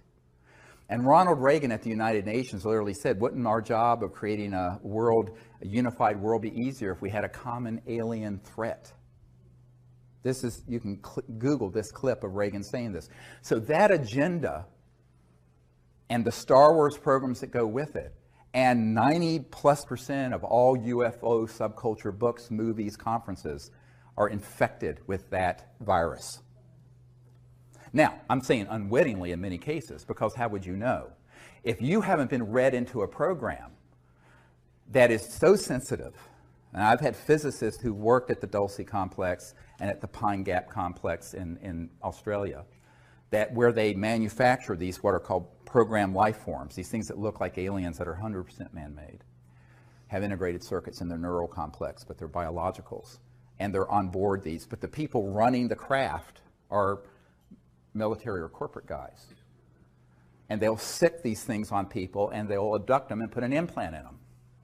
And the implants are made by EG&G. They're on the edge of the Nellis Range. You want to hear more? This is the stuff people really hate me for. Because I was told that if I expose this is where I'd be most at risk. Okay, because now I'm stepping on the toes of the eschatological fantasies of the people who want endless war. Eschatology is the study of how the world's going to end. And at the core of this secret group are folks who want to precipitate an Armageddon-type conflagration that's War of the Worlds. Because they love and they do it because they want people to be united around another common enemy, not just one country or subculture or religion, but the whole planet. Go look at the movie Independence Day. It's a script right out of the CIA. And so the whole point of that is that you have got to prepare people to hate. So, you know, it's not politically correct to hate someone who's African American if you're white, or if a gay person if you're straight, or hate women if you're a male, or a Jewish person. But it's completely okay to hate an entire planetary group of people, whether they're called grays or greens or purples or whatever, because they know that humans have within them this flaw. And it's in the primate monkey mind that is the root of tribalism. And I want to deconstruct this for a moment. We are 98.5% identical to chimpanzees and gorillas. And chimpanzees and gorillas do organize into troops and into warring sects that kill each other. And it is usually based on slight differences, of whether territory or appearance. And this can be exploited by demagogues, whether it's religious demagoguery, racial demagoguery, sexism, homophobia. Just pick it. Well, the big one is interspecies. So the next one is, let's get everyone prepared, and we can use these images, just like Hitler used the image of, you know, the blood libels of Germany, you know, portraying Jewish people as grinding up children for matzah meal, and this outrageous stuff that was propaganda. No, this is all true. Go look it up. Unfortunately, most people don't know any history, but you know, if you go look up the history of World War II, there was a foundation built for years for the Third Reich. That's what the Fourth Reich is doing, this secret government. And they've done it very well, extremely well. Now, I met with a man who would not come forward, who was on one of these early abduction squads. Now, don't get me wrong, not everyone who's had contact has had a false abduction happen, but the whole thing's been commingled. I've had contact, but it wasn't an abduction. So what I tell people is that if you mix this together and people don't know that there are two distinct things going on, you think they're all the same phenomenon when they are not. And this man said in the early days, before they had these programmable things that look like life forms, that look alien, they would use little guys that were short and do a Hollywood mask and suit on one of these anti-grav devices. This is back in the 60s and 50s, 60s, 70s, and abduct people. And so they started this program a long time ago. And it's very easy to do. Very easy if you understand the technology. Now, this is the other problem. Most people don't understand the extraterrestrial technology. And if you don't understand that, you're not going to understand what the reverse engineering spinoffs have been, one of which is what I'm describing. So when they realized that they could stagecraft this, and this is described in the Strategic Studies Institute document. I don't know, the director of the film Sirius didn't want to put that in there. He thought it was too controversial. The next film will have it in there. I'm going to override whoever the director is. This has got to be in there. But that way you prepare the population for a new enemy to fight.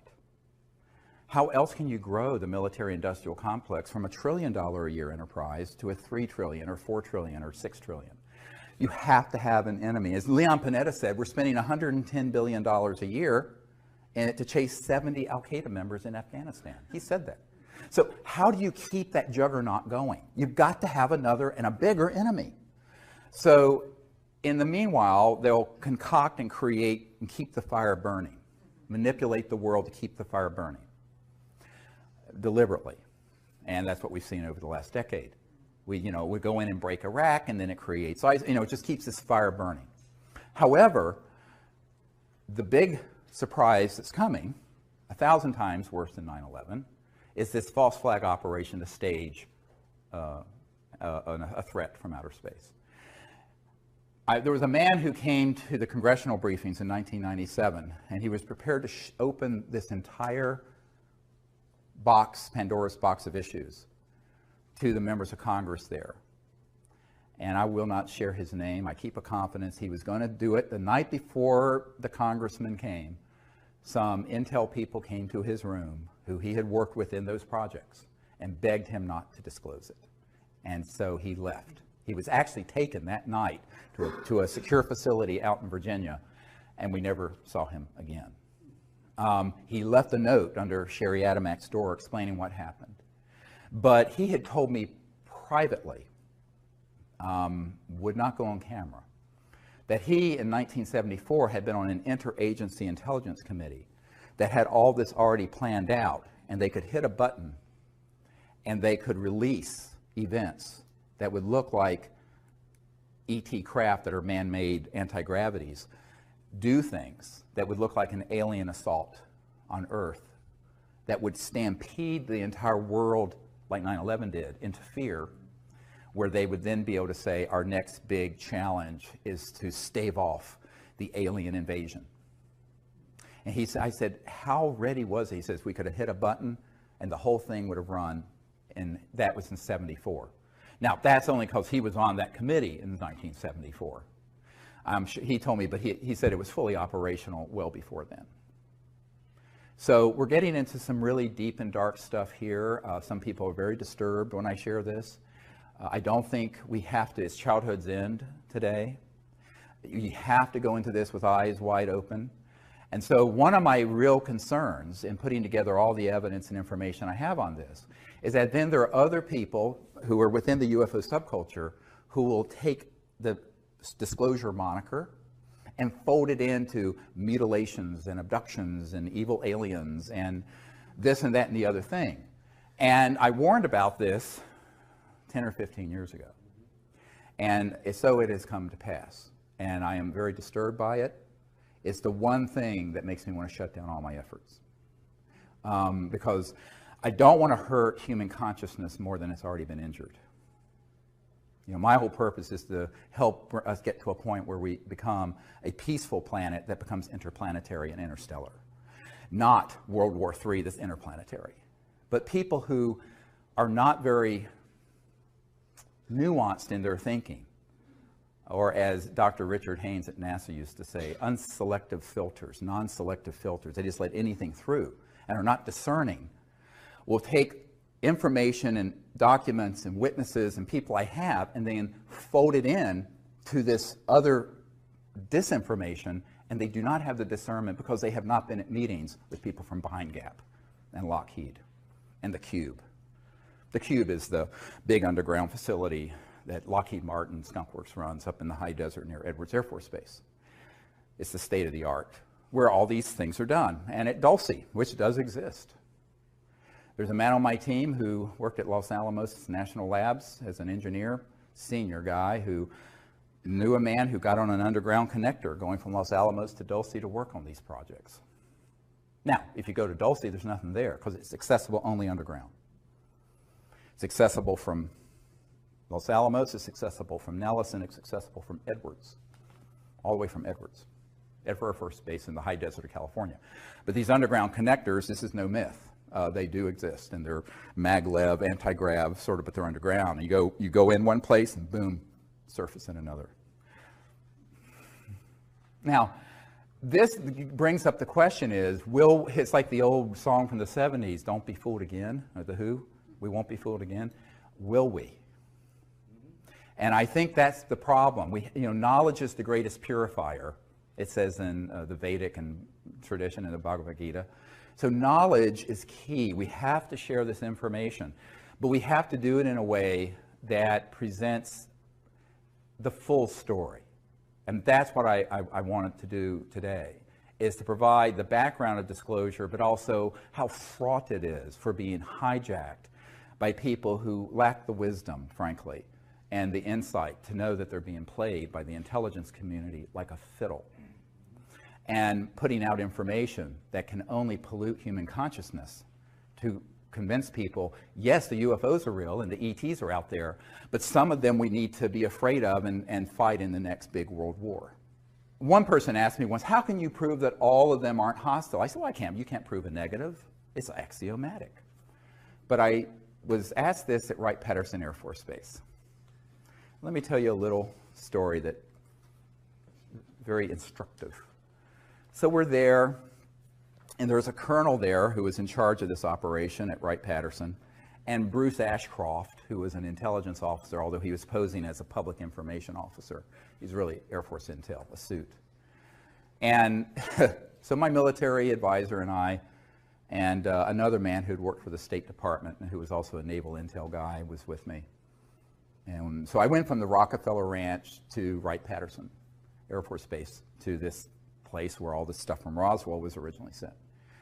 And we had this meeting because it was forced on them by the head of J2, the previous one I briefed, my people brief, Tom Wilson, Admiral Wilson. And when we got in there, we basically said, we're not here to get information from you because we know what you have here. We've already penetrated what's here.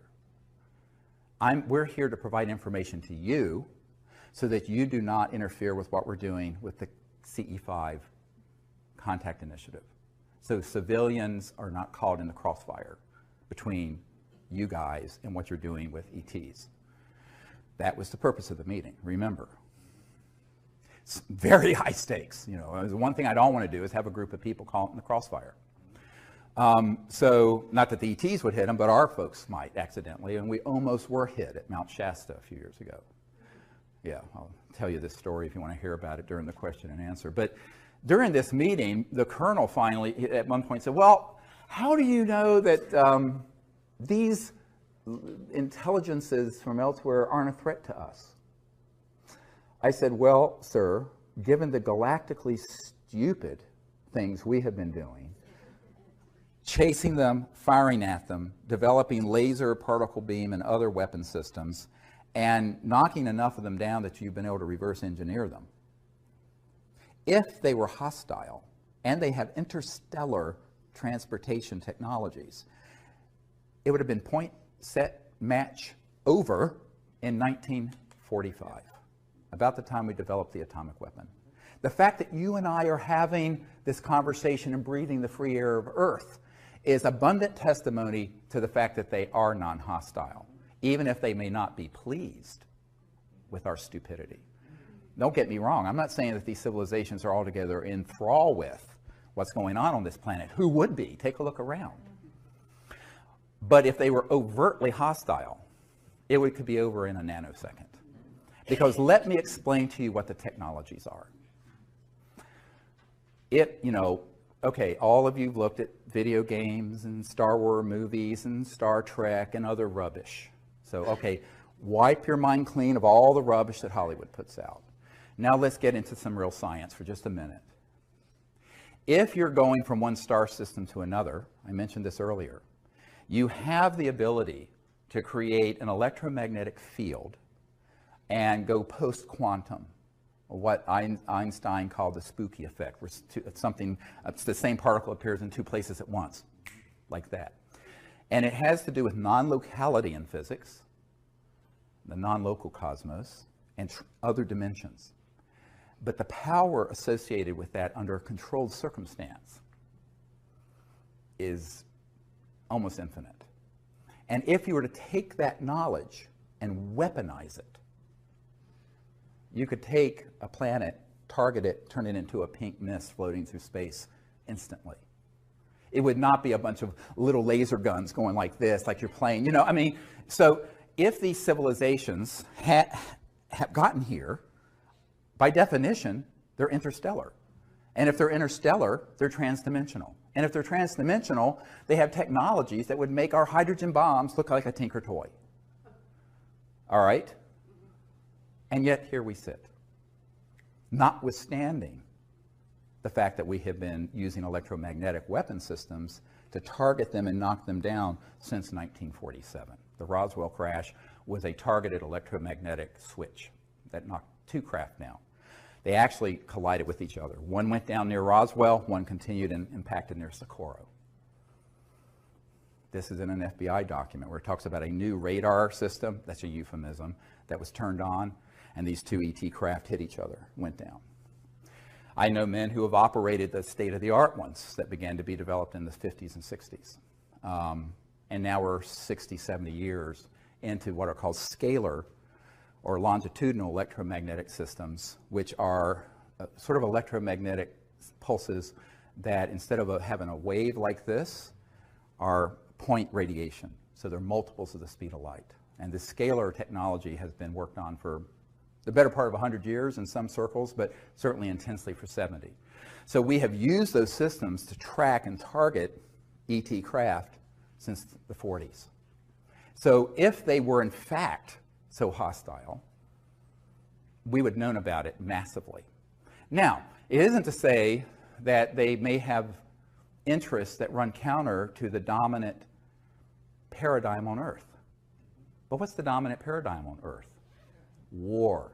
The dominant industry of the world, the number one largest, is war making. And still is in 2015, when we should have had world peace 100 years ago with the League of Nations. So this is a big question. And so they may be viewing us a bit jaundicedly and cautiously. And as one British intelligence officer told me, when we detonated the first atomic bomb, a big red flag went over this planet, and it was like kicking a hornet's nest. They became very concerned that we were reaching very advanced technologies and science that was instantly being weaponized and being used against one another. And that meant that we became an existential threat to ourselves, and in time, we, humans, could be an existential threat to other worlds. So that's part of the concern, and it's justified concern, because humans don't have a great track record. Now, this is only because the good people of the world, I mean, most people on the planet are not wanting to blow the planet up. I lived in the Middle East for 3 years. Most people, Arab, Israeli, Christian, Jewish, Muslim, they just wanted to educate their kids. And I mean, if you get 10% of sociopaths who want to create trouble, your society is a wreck. And that's what we're dealing with. The good people have allowed the 10% or 5% of sociopaths and psychopaths to run amok, which is what happened with Hitler in Germany. So the good people have to find their courage. And that's our job, your job, my job. So I view this as something all of us have to do. It isn't, don't look to the President of the United States, as John Podesta said. And by the way, a little footnote on that, you know, people think his interest in this was recent. It wasn't. After we did the National Press Club event in 2001, he publicly came out in favor of disclosure. This is the senior advisor to the President, Obama. And also, he was chief of staff for a number of years, 4 or 5 years, for Bill Clinton, during which time we were doing all this with this Project Starlight, which has been misnamed the Rockefeller Initiative. It wasn't Rockefeller's initiative, it was Project Starlight's initiative, frankly. So, but Podesta was always aware that, in a sense, what Truman and then Clinton said about the White House is that it's the crown jewel in the federal penitentiary system. That once someone is in that system, they're so in a box. And when he left the Obama administration recently, he tweeted out, which became this big uproar, about how one of his regrets was not being able to effect UFO disclosure.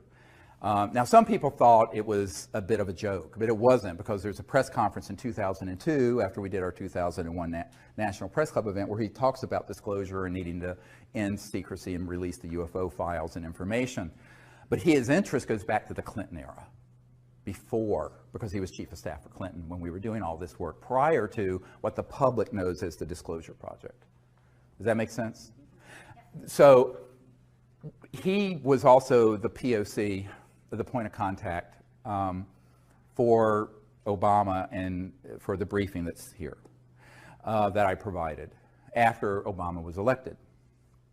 And he assembled the Obama cabinet, did not immediately take a role in the Obama White House, but he put the cabinet together. He was the head of the transition committee between the election and January 20th, when Obama was inaugurated in January 20th of 2009.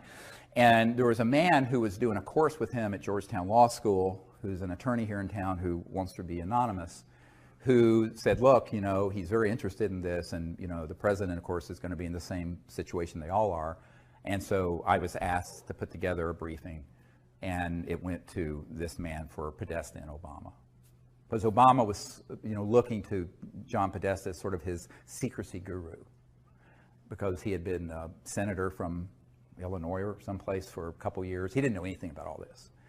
And he wasn't going to be told by his CIA director, Leon Panetta, because I sent this same thing to Leon Panetta, because he didn't know anything, being CIA director.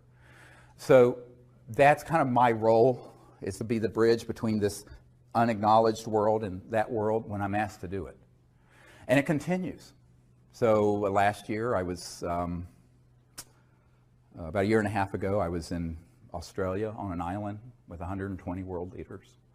I was asked, the year before that, it was the Director of National Intelligence, who had just retired, who briefed them. And 2 years before, it was Bill and Hillary Clinton. That year, it was my turn in 2013. And I presented all this material to all these people in the world. So I continue to do this. And then my wife and I will send out packages of disclosure stuff to colonels and people in Switzerland and people at Davos. And, you know, it's this whole networking thing. By the way, that's where your tuition is going, because these things are very expensive to do, and we have no funding. And no staff. Emily and I, just with some volunteers, do all this. Now, one of the things that you have to understand about these leaders in the world is that most of them are just agog when they hear about it. They go, oh, well, I'm Minister of Defense of Australia or whatever, and I've never heard of any of this going on at Pine Gap. And they're not lying. I said, well, no, you wouldn't.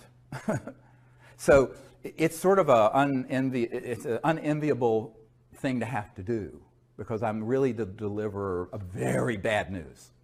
To have to show it to someone that powerful and say, by the way, here's what you don't know that you're being lied to about. But so we continue to do that. But the big action, and that's sort of a service to people in government, because I view the good people, and there are good people in government, as victims of this secrecy, just like we are. Where they failed is in their constitutional duty to take on that machine. And that's where the courage comes in. And I think that's why we're going to have to view ourselves as the leadership, all of us in this room and the people out in the public who support disclosure. And the next wave of disclosure are going to be two things we're going to talk about after our break in a moment. One is a mass defection program. What am I talking about? We've got to network, tell everyone we know, and find another wave of people who are currently deeply involved in these covert programs who will approach me, and we will massively defect at once. Because even when I'm sitting on, there's probably 10 or 15% that's out in the public domain. Some people I've interviewed have asked me not to release it till they're dead. Fantastic. Okay, so that's the next phase. The other is mass contact. We have got to create teams all over the world that are skilled in the art of the CE5, Close Encounters of Fifth Kind protocols, who go out on a regular basis and create in consciousness, but also in action, the ability for mass contact to happen that's peaceful before this false flag creates the overlay. So it's a race. We're a race against the clock. And so that's how it has to happen. And that's something that you don't have to sit on your hands waiting for the president to do, or for that matter, me to do. That's something all of us can do. Yeah, and people who've done the CE5 initiative, even using the app, we get reports every day on our website of amazing contact and things that they've had. So if more and more people start doing that, the ETs are going to get the message that not everyone on planet Earth is sleepwalking. See, they need to see that. Now, people have asked me, Larry King asked me, why don't they just land on the White House lawn or their Super Bowl game? I said, yeah, they could do that. But all that would do would trigger mass panic, because these folks in the intelligence community would say, we're being invaded. We need to fight them. They know not to hit that tripwire. They want us to invite them and create the correct atmosphere of universal peace in consciousness and action to make contact. Then they'll come. We build it, they'll come. They're here anyway, even when they're invisible, because most of the time they're shifted beyond the speed of light and you can't see them anyway. This is what I'm going to talk about in LA at this workshop I'm doing in Glendale. But I think that's why, if we understand how powerful we each are, not only to find more and more mass defecting witnesses inside Booz Allen Hamilton and inside the CIA and Lockheed Martin and Skunk Works and Dugway Proving Grounds and Nellis Air Force Base and Pine Gap. And I have a whole list of corporations and facilities that I've updated of where these operations are currently going on. And we need to have people in those systems come out. Not trickle out one at a time with no credibility, but en masse, just like the 01 event, but on a larger and deeper level. So that's what I'm calling for now. And then the other is all of us becoming ambassadors to the universe as citizen ambassadors, peaceful contact. And that's something every single person can do in their own community. And if you do it and you practice it and learn what the protocols are, you'll be quite stunned at what will happen. It's beautiful. How do these groups manage to get money from the, because they get government money? How do they do that since they're working outside the realm of typical government agencies? He asks, how do they get the money from public coffers to run these sort of projects? It's actually a very good example of it is one of our witnesses who worked for SAIC, Science Applications International Corporation, in La Jolla, California, is the headquarters. And this is one of the crown jewels of the contracting entities that deal with this issue. And SAIC deals with many issues, but they sort of have companies within companies within companies. That's the way it's structured.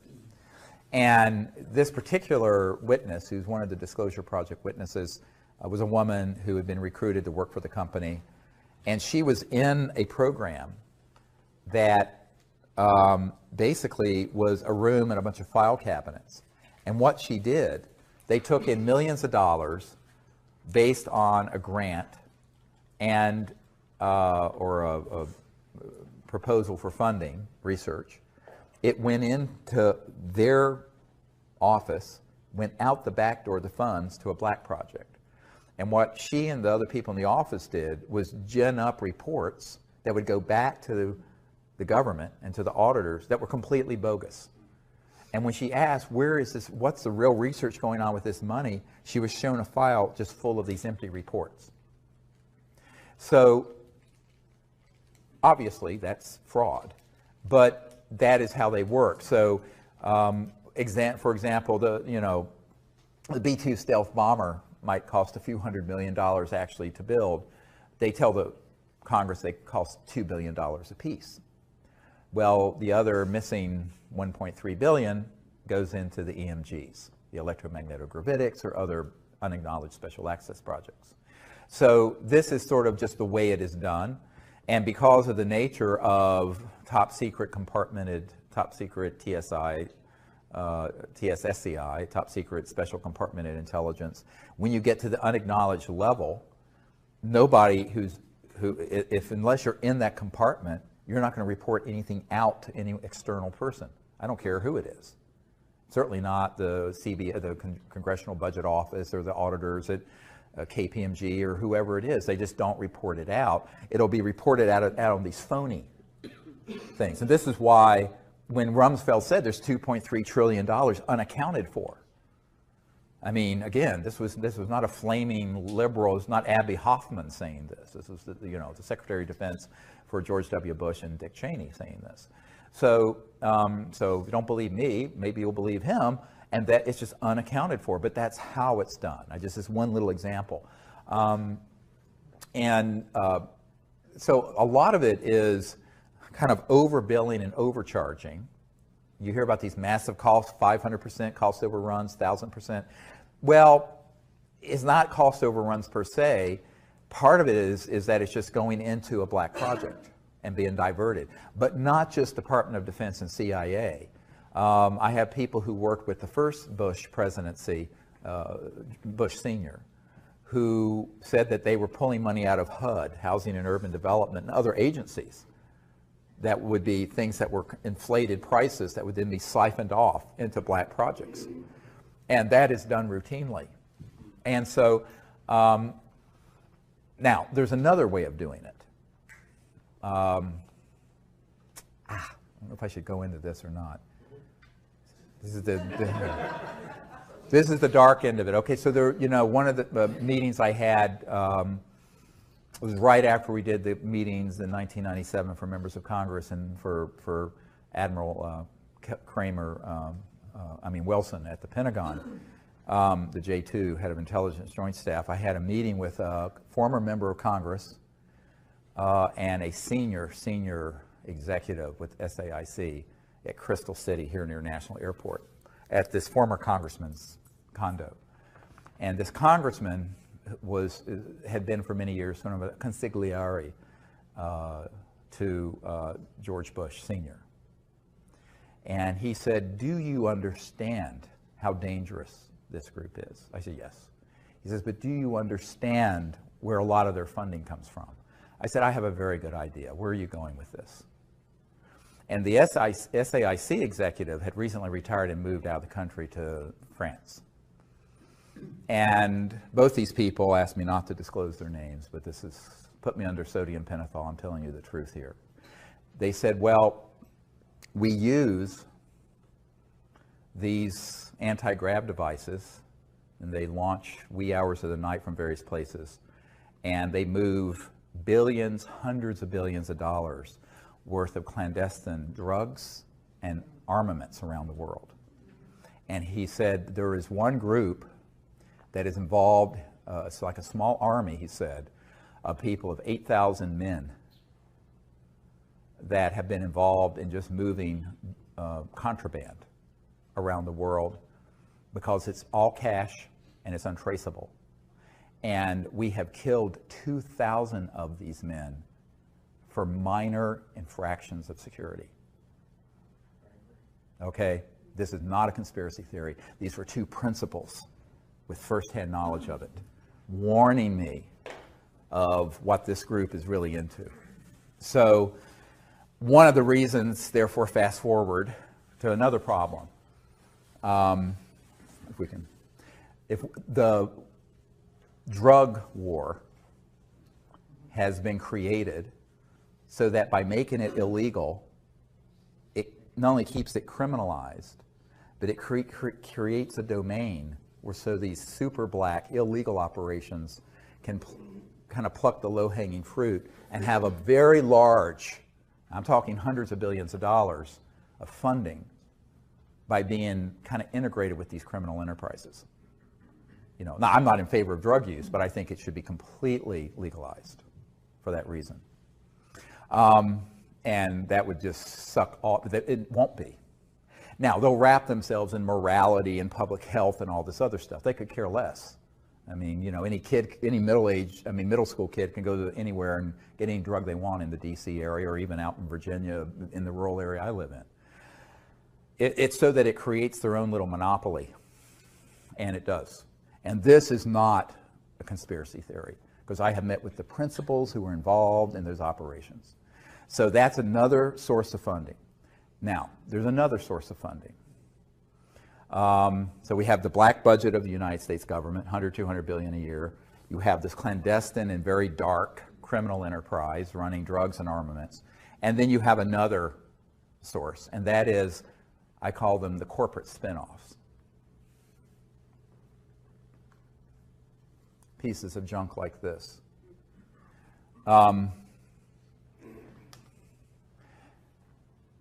The technologies at Murray Hill facility, AT&T in the early days, Bell Labs, Lockheed, there's a lot of technologies that have been spun out of, as Colonel Corso said in The Day After Roswell, that were studied that have made their way into the public by studying extraterrestrial material that have come from our downing of these spacecraft. Those end up going first into these unacknowledged projects, but then they get moved into their corporate partners and then get monetized. as a product. Fiber optic, integrated circuits, computerization, miniaturization, special material sciences, a lot, night vision technology. A lot of these things came out of those classified projects that were studying ET technologies. Now, what they've held back are the energy generation and propulsion systems. But they have monetized and become enormously wealthy through these others that have been monetized. Now, we, the taxpayers, have paid for that research, but it ends up getting a patent and gets spun out as, look what we invented. Now, most people, you know, and it's interesting that this guy named Thiel, who was one of the co-founders of PayPal, I believe, recently said in an interview with Fareed Zakaria on CNN that there has been no real discoveries and progress technologically in 50 or 60 years. And this was on CNN. It still takes you the same amount of time to go from JFK to Paris now as it did in 1964, 50 years ago. And that basically what we've done is sort of tinker around the edges. Now, I know people, when they hear me say this, the people in Silicon Valley and who think they're high tech with this, I mean, we had telephones 100 and some years ago, so are just like appalled. I said, yeah, but the internet was developed by DARPA, the Defense Advanced Research Projects Administration. The technologies that are in here were spun out of these covert programs, and then people innovated them. They did innovation and applications, not discovery. So, and if you come up with a fundamental new discovery in science and technology that is really disruptive, i.e. free energy or something like that, it will be confiscated, either under a national security order or if it goes through the patent process through the patent law provisions for seizure. And if not that, they'll just flat out take it and tell you to be quiet or else.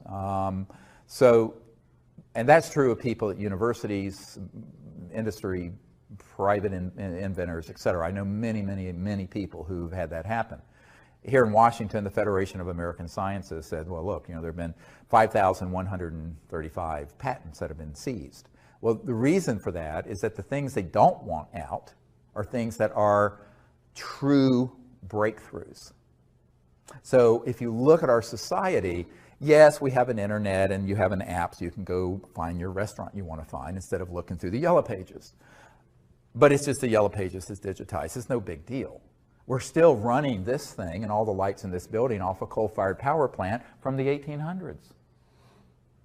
Your car is the same engine Mercedes had in the 1800s, internal combustion. The jet engines were developed in the 30s, invented. Rockets, 40s. Atomic power, 1945. No real fundamental breakthroughs in science and technology since then. And that's what Thiel was saying. Thiel, the multi-billionaire. And I think it was sort of an astonishing statement for a lot of people, but he was being honest about it.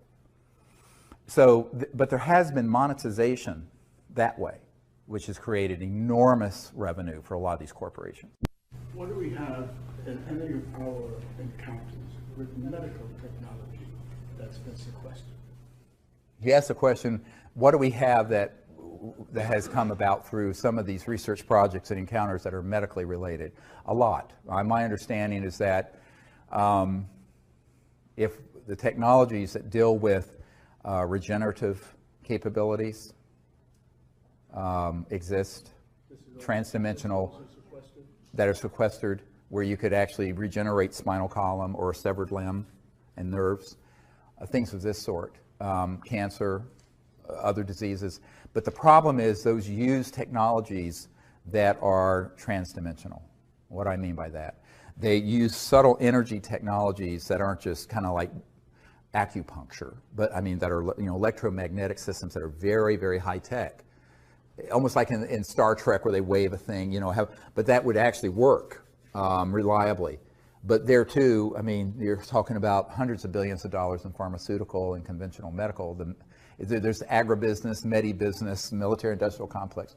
A lot of toes would be stepped on. But also, more importantly than that, is that if you open a window into an application that's medical related to these technologies, people are going to see the energy implications of it. And with that, it's goodbye oil. It's goodbye coal. So they've been sequestered for the same reason the energy and propulsion technology. But yes, I understand from men and women I've worked with that there are amazing technologies that relate to medical systems and curative and reparative, regenerative technologies that are trans-dimensional electronic systems that would just blow your mind. Yeah, and so unfortunately, you know, in a sense, our medical system is sort of Stone Age from that point of view. But there is medical information that can help. Yes, there's medical information that can help. And one of the things I've said, there are multiple, look at this whole issue of disclosure. First, there's the basic information, we're not alone in the universe. Then there's the fundamental technology, energy, propulsion. And then there are all the ancillary or associated technologies, you know, medical, environmental abatement. Ken Shoulders, who was a scientist, discovered charged clusters that would, under right conditions, neutralize radioactive material. So you could take all the radioactive waste in the world and neutralize it. This was proven. And the Department of Energy was going to fund the next level of it, and the people in this cabal circled their limousines and said, no, you will not. Because it was pulling energy from this quantum vacuum 0 point to do it. I know the people who are part of that initiative, all of them. So there are so many spin-offs and benefits of disclosure of this central issue, but that's the reason it's secret, is that the implications are so huge. It's not just the energy sector or the transportation sector. It's the medical, it's the pharmaceutical, it's all of it. But, you know, would 99.999% of humanity benefit if it was used peacefully? Now, there's a big caveat. If it was used peacefully, yes. The bigger question becomes, as a colonel who was in charge of future technologies for the Air Force, and I discussed here in D.C. not long ago, what if they're weaponized? I said, well, they already have been, haven't they? But they're covertly weaponized. But what if they proliferate and are weaponized?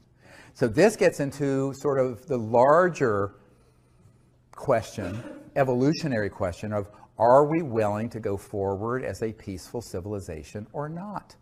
Because we are at a crossroads where if we don't go forward peacefully, we won't go forward at all. And it's not world peace, it's universal peace. It's interplanetary. So one path leads to, it's like the Hopi line or the Hopi prophecy rock. One line leads to termination and the other one leads forever out into the future, into the stars. We are the last generation to make that decision. We don't have another 100 years. So that's why this is so critical. It's why I left my medical career to work on this, because I came to realize, once I realized what was behind the secrecy, why it's so secret, that it really doesn't matter. I mean, yes, I can save one life at a time in the ER, or maybe 3 or 4 when I'm really busy, but I used to have to run multiple code blues. Code blues when your heart stops. But now we have the responsibility of the earth and all of her children for the next thousands of years in the balance, hanging in the balance. So humans have been trying to make this transition for a very, very long time, and it keeps getting thwarted by, let's say, call it special interests, people who are hell-bent on maintaining the status quo of the financial system, the political system, whatever it is. But there has to be, let's say, a nonviolent revolution that has to take place. I'm not a violent person, but I don't think you let these the sociopaths who have another agenda to continue to call the shots as they have for the last 100 years. We have to have the good people step forward. Most people, though, who are nice are too nice. And one thing that I found very early on in 1992, when the head of Army Intelligence threatened me, I said, basically, screw you and the horse you rode in on. You get in my way, you'll be in Leavenworth Federal Penitentiary for the rest of your life, because I've got witnesses and documents that involve you in covert illegal projects back when you were a young officer. And he went, oh. I said, you want to get on the dance floor? Come on. Yeah, I've got a lot of stuff that, but that's, so that's ugly, perhaps, but, you're not going to threaten me and get away with it. But I think that most people, here's one of the problems, is that people are either too nice or they don't have the courage. Like so many of the technologies that I know are held by people who are out there that we've met with, who could bring out these technologies, the first time someone comes up to them and goes, boo, they put their tail between their legs and they run. They're not willing to take the risk. Now, you have to be willing to take the risk, including losing your life, or you can't go anywhere with something like this. Or if they know they can put you on the run with the least little threat of defaming you or threatening you or what have you, they know they've got you, because that's what's going to happen. So the currency the only currency that matters, you have to know about this, you have to have the vision of what to do, there has to be a certain fund of knowledge and intellect, is why I'm sharing. But when push comes to shove, how much heart, courage do you have? And that's true of these medical technologies, it's true of the basic energy technologies, and it's true of the state of the world. So we have to find our hearts, we have to find our ability to come together so that the good people of the earth prevail over these sociopathic folks who have a eschatological agenda, who love, sort of endless war and have the sort of the crescendo happen with some sort of bizarre, Armageddon type thing. Now, of course, if they keep fooling around, they may get their wishes, because the Earth isn't going to be able to endure 7 billion people living like we do indefinitely. I mean, we have both polar ice caps melting, and the equilibrium of the Earth is becoming, including the magnetic field, increasingly unstable. So this instability is going to increase and not decrease if we stay on the path we're on. It's like the old saying, unless we change directions, we're likely to end up where we're going. Yeah, regarding disclosure, the issues of free energy technology and such, is this a proper picture? It seems that the direction really of disclosure, looking down the road, is one of greater consciousness. Is that true? Right. Right. That's what you're really looking for. Well, yeah, he's asking, is the big picture about disclosure is greater consciousness. It's not just greater, it's the correct consciousness that can support a peaceful application of this. And also a new way of, as Einstein said, no problem is ever solved by the consciousness that created it. And the problem of endless war and the problem of taking every advance of technology and turn it into a new type of club to hit someone in the head with, this is a big problem. And as this colonel in the Air Force pointed out, these technologies would enable someone in another country to deliver a payload in less than a second from the Middle East to Washington. Think about it. Okay, so all technologies can be weaponized. Now, in covert programs, they already have been. But so on the one hand, we have to acknowledge that there's this secrecy. It needs to be overseen properly. But the disclosure is when the work begins. When this information is fully out there, including the technologies beginning to come out, we're going to have to completely change the way the world thinks and works. Now, it's going to have to be a world of collective security, where if there's anyone, anywhere on the face of the earth, that weaponizes and tries to use these technologies for harm, they are stopped by all means necessary. And I mean all means necessary. Could we do it? Yes. Now, do we already have the means to monitor and enforce that? Yes. Why haven't we? Because they want to subvert world peace by keeping endless war going. Because war, for the recorded history of the human race, has been the central organizing principle of every city, state, and nation. And they don't know what to do. How do you organize people if all of a sudden there's world peace? So, an interplanetary peace. So, I always point out, we don't want to have a unified, peaceful world in order to have interplanetary war. Now, this is the going backwards, a big step, not forward. So, but that is the biggest jump in human consciousness we've ever seen. And it is a spiritual and social, psychological issue more deeply than it is a technological or information one. Absolutely, 100%. Yes, sir. There's so many people now worldwide working on zero-point energy. It almost feels like the genie's out of the bottle, and the forces of being cannot possibly contain all of them. What is your view? Are any of them close?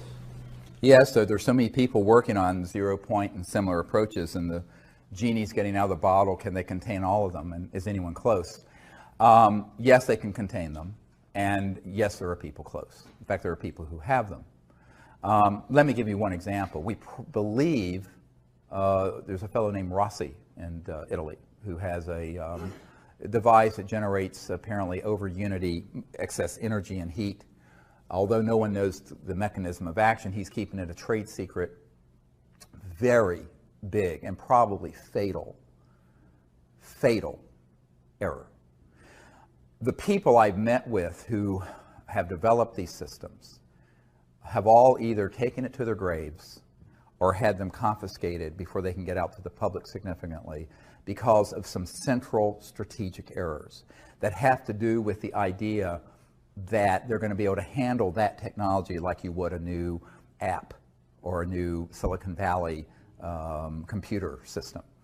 When you're dealing with something like this, it has to be done completely openly, open source, and you have to have millions of people know what's happening in real time. Stan Meyer took his knowledge to the grave. You know, if you look at the workshop I did about a year ago here, is that there have been literally hundreds or maybe thousands of people who have discovered this same effect, and they've all made the same set of predictable errors based on their handling the technology as if it were conventional technology when it is not. And so I would say, yes, there are people out there who are working on it. Some, I believe, have. I have a friend at Stanford University who knows a man at the National Security Agency who confided that they're tracking what Rossi is doing very carefully, which indicates to me where there's smoke, there's fire. If Rossi's listened, heads up. So, but strategically, tactically, and strategically, he's handling it in a way that guarantees failure. Because by keeping it tightly held, coveting, trying to keep it secret, overly concerned with monetizing the technology instead of getting it out, he is going to step into every booby trap that's been set out there. And the chances that it will make its way out to the public is infinitesimally small. And that's not just true of Rossi's technology, but of every other person who has that same idea. Again, it's because the system exists to hoover up, suck up all those technology and sequester them. Now, I just recently learned in the last couple months of a man who was working with a group of investors who was funding a man up in New York at a university, a professor, a physicist, who had discovered how to take just natural gas and burn it so there was zero carbon and 100% utilization. That technology was going through the second round of funding and was bought out by a division of the Army and black shelved. This is fairly recent. There was another technology he was working on dealing with batteries. And as you know, like Tesla Motors has like 900 pounds of lithium batteries in that car. It's a very inefficient system. We have a Chevy Volt that it runs on our solar farm out in the country. But it's incredibly backward technology. And a group had developed a battery that was, instead of 900 pounds, 100 pounds that would charge in 15 minutes. That would take okay. But it was so radical that Tesla and some of the other groups had put together, I think it was about $1 billion between two different groups to acquire it, and British Petroleum came in, bought it for God knows how much, and black shelved it. This is fairly recent. So these are not conspiracy theories. This happens every day. So if you have a technology and you go the conventional investor route, funding route, patent route, intellectual property route, it's DOA, dead on arrival. Now, we've seen this over and over again, going all the way back 100 years. So, you know, the definition of insanity is doing the same thing over and over again, expecting a different result. All right? So what I want to say to these technologists and inventors is that don't keep making the same mistake.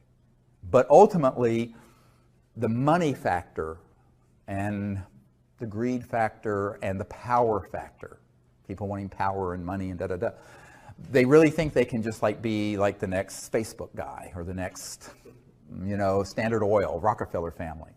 That thinking is what ends up being their Achilles heel. Because ultimately, it ain't going to work that way. And someone's going to have more money and power than the next person has, and they're going to buy it out. Or it's going to get sequestered through a national security order. So the only way to do it that I can see is to do it openly, transparently, in real time. Every step of your development is uploaded to the internet, which is my proposal for the energy research and development program we want to do. Well, we don't have the funding to put that together. But if I were just to be put on the advisory board for these new energy researchers, I would say that's the first thing you have to do. The problem is many of them are trying to get funding from people who want to be able to get a return on their investment. So that gets into the question of you have to find people who are true angel investors who want to put the funds in, and they may never see a penny out.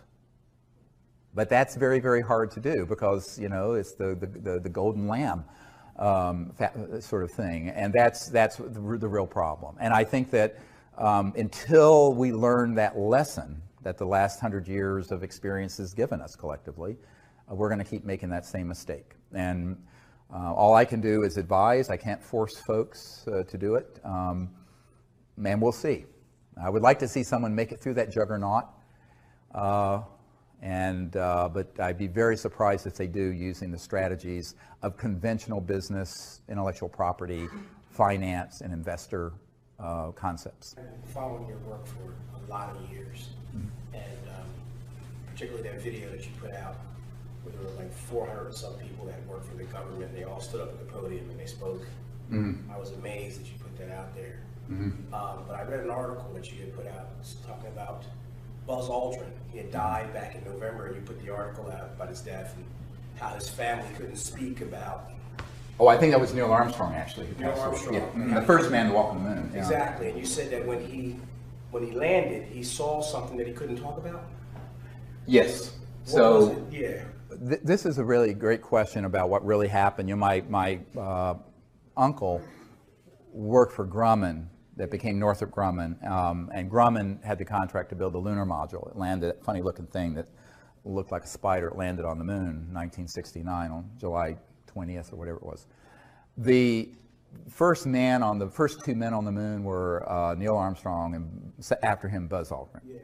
And back when we were doing these briefings for Congress, and in fact even before then, the Asilomar gathering in 1995, we reached out to Neil Armstrong, because I knew from contacts and family that when we landed on the moon, we weren't alone. Okay. And that Neil Armstrong, there were two people who've been on my team for many years who were good friends of his family. And so we reached out to him and invited him to come to those events, and he politely declined and told us that it was made very clear to him and the other Apollo astronauts who witnessed this first event, where when we landed at the crater on the moon, the rim at the top of the crater was, quote, crowded with UFOs, the craft that were up there, multiple of them, and that these were filmed. And that I know people personally who've seen that film footage. And that's why the film footage that came back to the Earth, and we did go to the moon, but some of the footage, it doesn't make sense because the flag is moving. Now the reason for that, and this is where people say we didn't go to the moon, it was all hoax and filmed in a basement up in New York. The truth is we went, but during the lunar orbiter, going back before the Apollo mission, we actually were circling the Earth taking the first early digital photographs. And as you know from the testimony of Disclosure Project witness Carl Wolf, there were structures on the moon that were artificial. Some were newer and some were very ancient. And so they knew the covert programs, and these images were being downloaded to out here at Langley not the CIA headquarters, Langley Air Force Base, to a compartmented operation run by the National Security Agency that was then sequestered away from the other NASA scientists. But the people running that project, the deep black people in those projects, knew that it was likely we were going to encounter something not of this world or a UFO when we landed.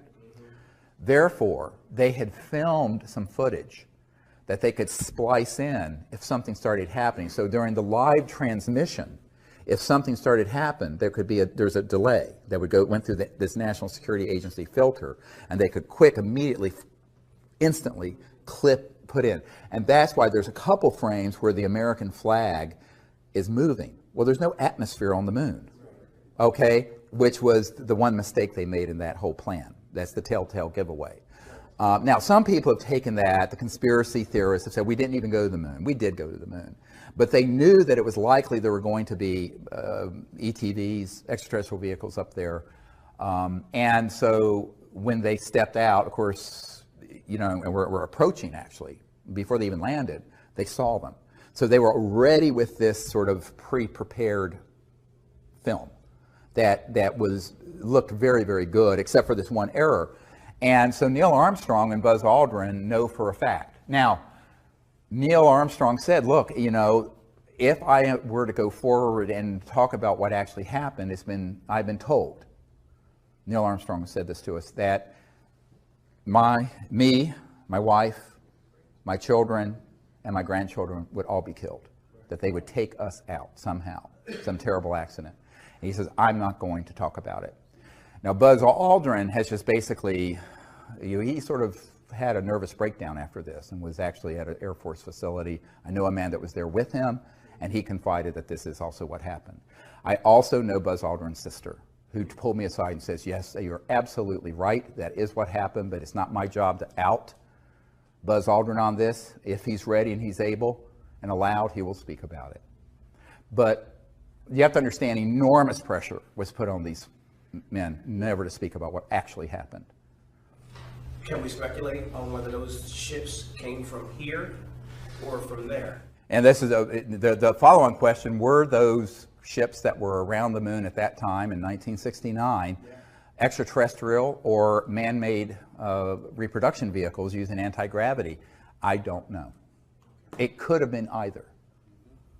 But I think probably they weren't ours, only because those folks would not have wanted to risk exposing that they were there with cameras rolling. Okay, because that would have, of course, ended the fact that they have these secret aircraft, a secret space force. They would watch TV and knew there was a space shuttle. So that's one of the problems. That's, you know, I've thought about it, and the answer is I don't know, but from a logical point of view, I doubt it was ours. Okay. Now, you know, one of the things that Neil Armstrong was overheard saying, and this was reported in Timothy Goode's book, Above Top Secret, is that Neil Armstrong stated that we were essentially warned off the moon.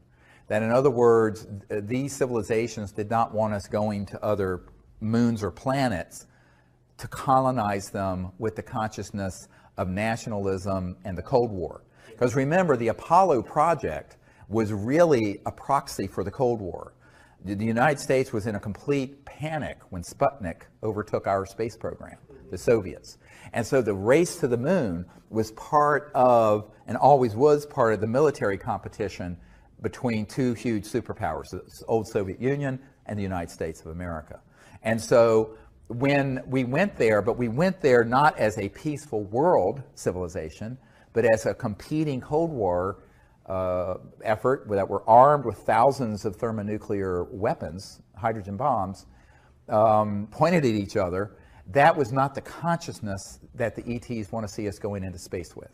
They want us going into space with the consciousness of peace and cooperation, not militarism and war. So that's sort of your, let's say if there's an entry ticket to space exploration, that's the main one.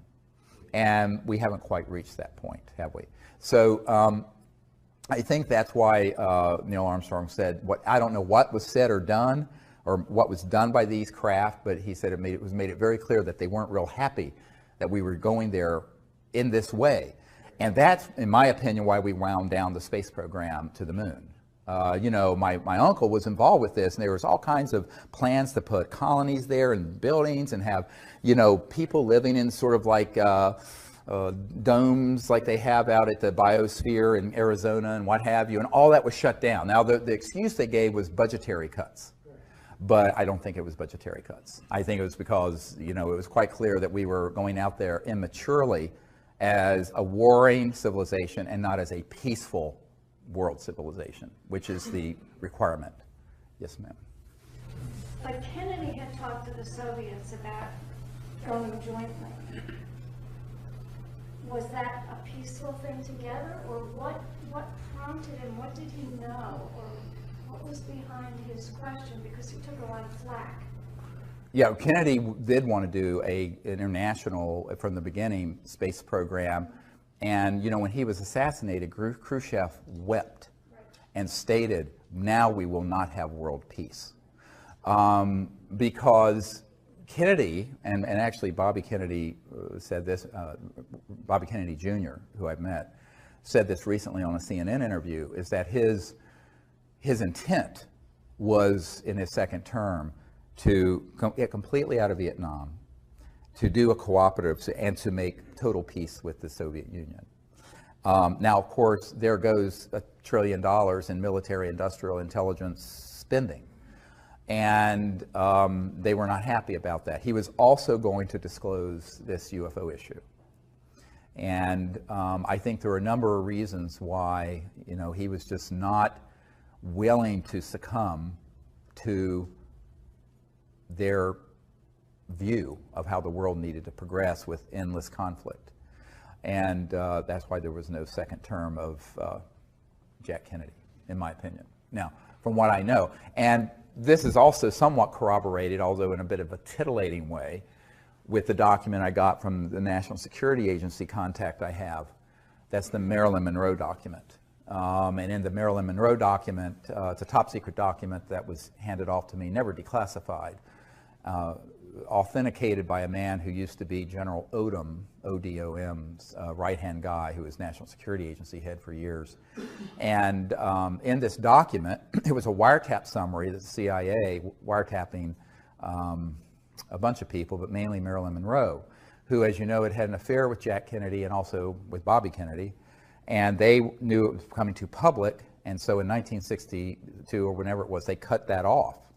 And she was furious, so she was calling up Bobby Kennedy, this Attorney General, and an art dealer named Rothberg in New York, and other people, saying that she was going to hold a news conference to tell Jack Kennedy, to tell the world what Jack Kennedy had told her about, quote, objects from outer space that were recovered in New Mexico in the 40s, clear reference to Roswell, as well as some other matters.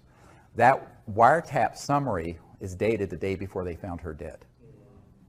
Now, when I brought this up to, there was a famous actor and singer named Burl Ives, who used to be on our executive committee, and he was friends with Marilyn Monroe and Elizabeth Taylor. And Burl Ives, when I showed this document to him, he says, he just held his head. He says, we all know Marilyn was killed and that it wasn't an overdose. We didn't know why.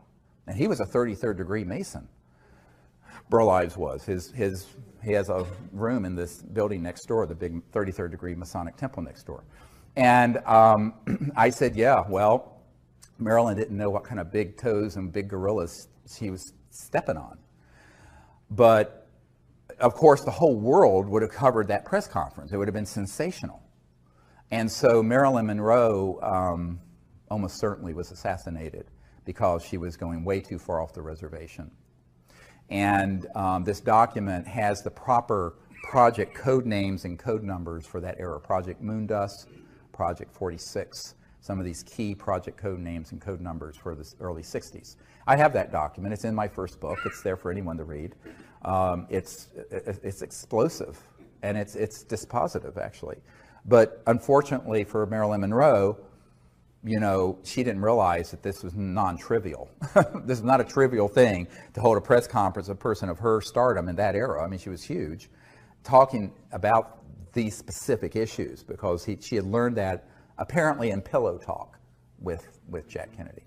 And so it cost her life in order to keep that quiet.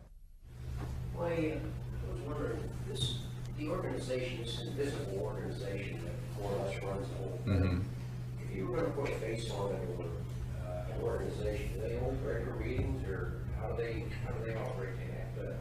They have to do some kind of thing right now. Very good question he's asking. You know, this group, Magic Control, the Majority Committee, Joint Intelligence Committee is what it is called. That's where MAGIC comes from, M-A-J-I-C. They do have meetings. It's actually transnational. There are people from other countries involved with it, not just U.S. Always has been transnational.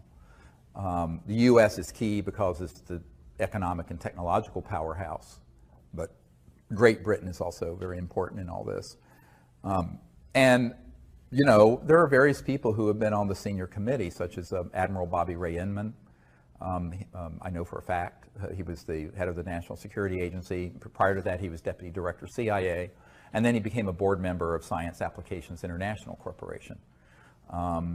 So I know a number of the people. I met with some of the people who are on this group, including people who are deep cover in the CIA and elsewhere, and former members of Congress and other SAIC executives I've met with. But, you know, it's also very compartmented. So in other words, you may have 200 or 300 people on in this group that are the sort of committee, but even within that, it's a pyramid, and there's compartments within it. Not all of them know everything going on. It's not like it's an all-access pass. And some have gone rogue, splintered off and kind of gone rogue, even within the rogue, rogues of the rogue, if you get my drift, which is why it's so dangerous. You know, I could draw a whole diagram of it, but you can kind of imagine some of the key people. You know, more recently, General Michael Hayden has been involved with that committee, who had been NSA head and CIA director. So some of these people are known in the public, most aren't. And what I would say is that a lot of the folks who are in the corporate contracting world, what's called WFO, work for others, contracting, are key to this.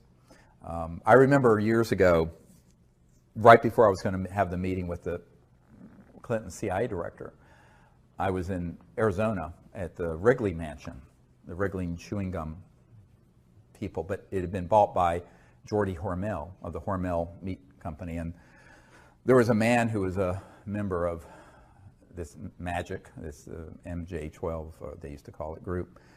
And he asked me to come to the mansion late at night, 10, 11 o'clock at night.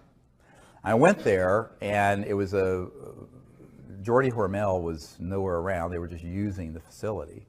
And this was a high-tech digital guy, and who actually moves around in the UFO subculture. And we were at this table. It looked like a big conference table, and all these suits were there and people. And they were basically, you know, telling me that I was barking up the wrong tree, meeting with the CIA director. And this man pulled me aside, and he said to me, the CIA director and president doesn't know about this, and they're not going to know anything about it. If you want to know about what's really going on, come talk to people like us. And it was a whole room full of folks like that. Spooky. And then it was interesting because, you know, a couple years before, the former head of Army Intelligence had offered me $2 billion if I would stop doing what I was doing, close my operation, and join his group. He had a $2 billion slush fund out of Eastern Europe. And I said, no, thank you. And that was when $1 billion was a lot of money. And when I refused, and he went to my wife, tried to convince my wife that I should do this. But this was 2 years later, and this guy said, you know what? This is how they operate. We checked you out. You're a doctor. You have really good credit. Take out all the credit cards you want, and you can run all your operations, max them out each month. Because my group we run the supercomputers that back up the global financial system, and we'll just zero them out every month. That's what he offered. We'll just zero all your credit cards out every month. I said, well, that's very nice of you, Jim, to offer that, but then you would own me, wouldn't you? Because you'd have a record. And I said, I'm afraid I can't. He says, no, we're just trying to help you out. You see how this works. That was in 1994, 93, and then 94. So they, I've, over the years had multiple of these sort of approaches, which is quite bizarre. And you couldn't make this stuff up. If you put it in a movie, people would think it was fictitious. But it is how they operate. So the corporate and contracting end is really a lot of where the action is with these large corporations and their compartmented groups. And then within certain agencies, there are select folks who are on this committee. So it's not all one thing, but they do have meetings, and it's evolved over the years. My understanding, I was told this some years ago, that about 70% of that group favors what I'm proposing. But the other 30% who are the really violent ones are opposed. And they don't mind killing one of their own, like Bill Colby. Bill Colby was in this group. He defected, but he did it alone. And he was going to make a run at the crown jewel of what they were keeping secret, and that's the energy technologies. And that, as I mentioned, that week they found him floating down the Potomac River. So, and I think that was in 95 or 96, but, I think this is why, I've had some very tragic things happen in my life, if you read between the lines, and that's why I decided I had to find other ways of doing this where we don't increase this body count. Yeah. Yes. Okay. First thing, sorry about my terrible accent. No, you're fine. Okay, so this is an important and personal question for you. How the ET choose you and how they decide you are the right person for making contact. And if that happened and they contact you after that, what to do? She's asking how the ETs choose, not me, but you, a person in general, to make contact. I think that there's a saying that's been, I think, inappropriately translated. Many are called, but few are chosen. I think it really is supposed to say, many are called, but few choose to answer the call. And so I think that there have been knocking on our front door and our back door and our side door for a very long time, these civilizations. What they're waiting for are people who will approach them without fear and prejudice, without violence, who understand a little bit of their reality, who will educate themselves a little bit about what it means to be interstellar. And to be interstellar means to be in an extraordinarily high state of consciousness, personally, but also your technologies are interfacing with consciousness. And so that's why, if you approach it with an ethical and moral intent of a pure heart, peaceful purpose, no fear, no prejudice, but also have prepared yourself for, shall we say, the unusual, even strange or bizarre ways that they may interface with you, so you're not afraid when they do, then they will. But they expect a certain level of you being educated and prepared. And then they will. And I don't think it's, I've always said, I don't think I'm special. I don't think anyone is disabled from being able to make contact. I think it's them willing to go through the process of training and education, but more importantly, what is the purity of your heart and intent? It can't just be because you want to see a UFO and be entertained, like dolphins at SeaWorld. It has to be for a sincere purpose to be a liaison between humanity and their culture. And if there's that purity of intent,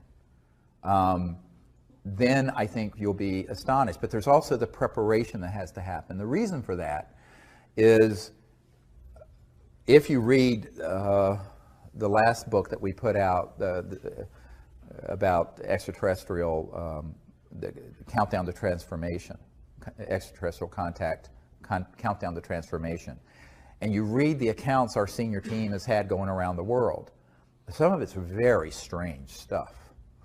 Like we have a team up in New York where there are these two wonderful ladies, and Diane and her wife, Marilyn, when they first read my book, Hidden Truth, Forbidden Knowledge, had their cell phone accessed when, I forget which one, was at the dentist office. And all of a sudden, this sphere appeared on her phone, and the C-steady tones, those tones we use, started playing over the speaker system of the entire dentist's office and over her phone. And this happened multiple times until she came to the Outer Banks of North Carolina and got trained and just had amazing contact. But it was very strange stuff. And in fact, the dentist came out and said, "What's that weird music?" And it sounds like something from outer space. And it was all coming through. I think it was Marilyn's phone. I'm not sure. Or Diane's. It was Diane, yeah. So there's all kinds of ways where they will sort of initiate you and test you to see if you're ready for. Most people live in a very 3D, almost teleologic, very in a box world. But if you're interstellar, you're not living in that world. You're living in the world of higher dimensions, higher consciousness, energy fields that are completely beyond the speed of light. And so when those come into 3D, it can be very unusual. And so preparing yourself for contact involves understanding where mind and consciousness and thought and electromagnetic systems and all this phenomenon come together. There's a nexus where they come together. And that's why the development of higher states of consciousness and the meditative state is the foundation of the whole Close Encounters of the Fifth Kind initiative. It's very controversial amongst the nuts and bolts crowd in the UFO subculture. I said, yes, but you're not dealing with civilizations using a piece of junk like this. They're not communicating using the speed of light. Because if they're from the Andromeda Galaxy, which one of the ETs that came at Joshua Tree told us he was from the Andromeda Galaxy. And we have a photo of it. It's on our website. Go look at it. This is 2.5 million light years from Earth. At the speed of light, it would take 5 million years to get a signal from there to here and back. 5 million years. Homo sapiens haven't been on Earth for 5 million years. So now that means that they're using technologies that are transdimensional, going beyond the speed of light, and which also, it so happens, interface with thought forms, energy fields that are in the realm of the thought. What used to be relegated to the mystics, but now is something we have to accept as the real science of the future.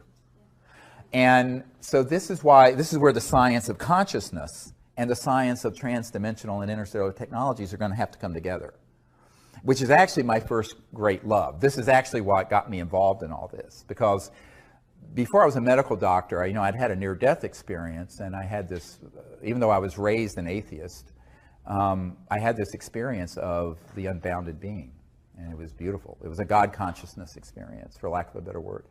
And I realized that the mind, the consciousness within every single person is infinite, and everything is folded within it. So I began to learn meditation and became a meditation teacher. I was a meditation teacher before I was an emergency doctor.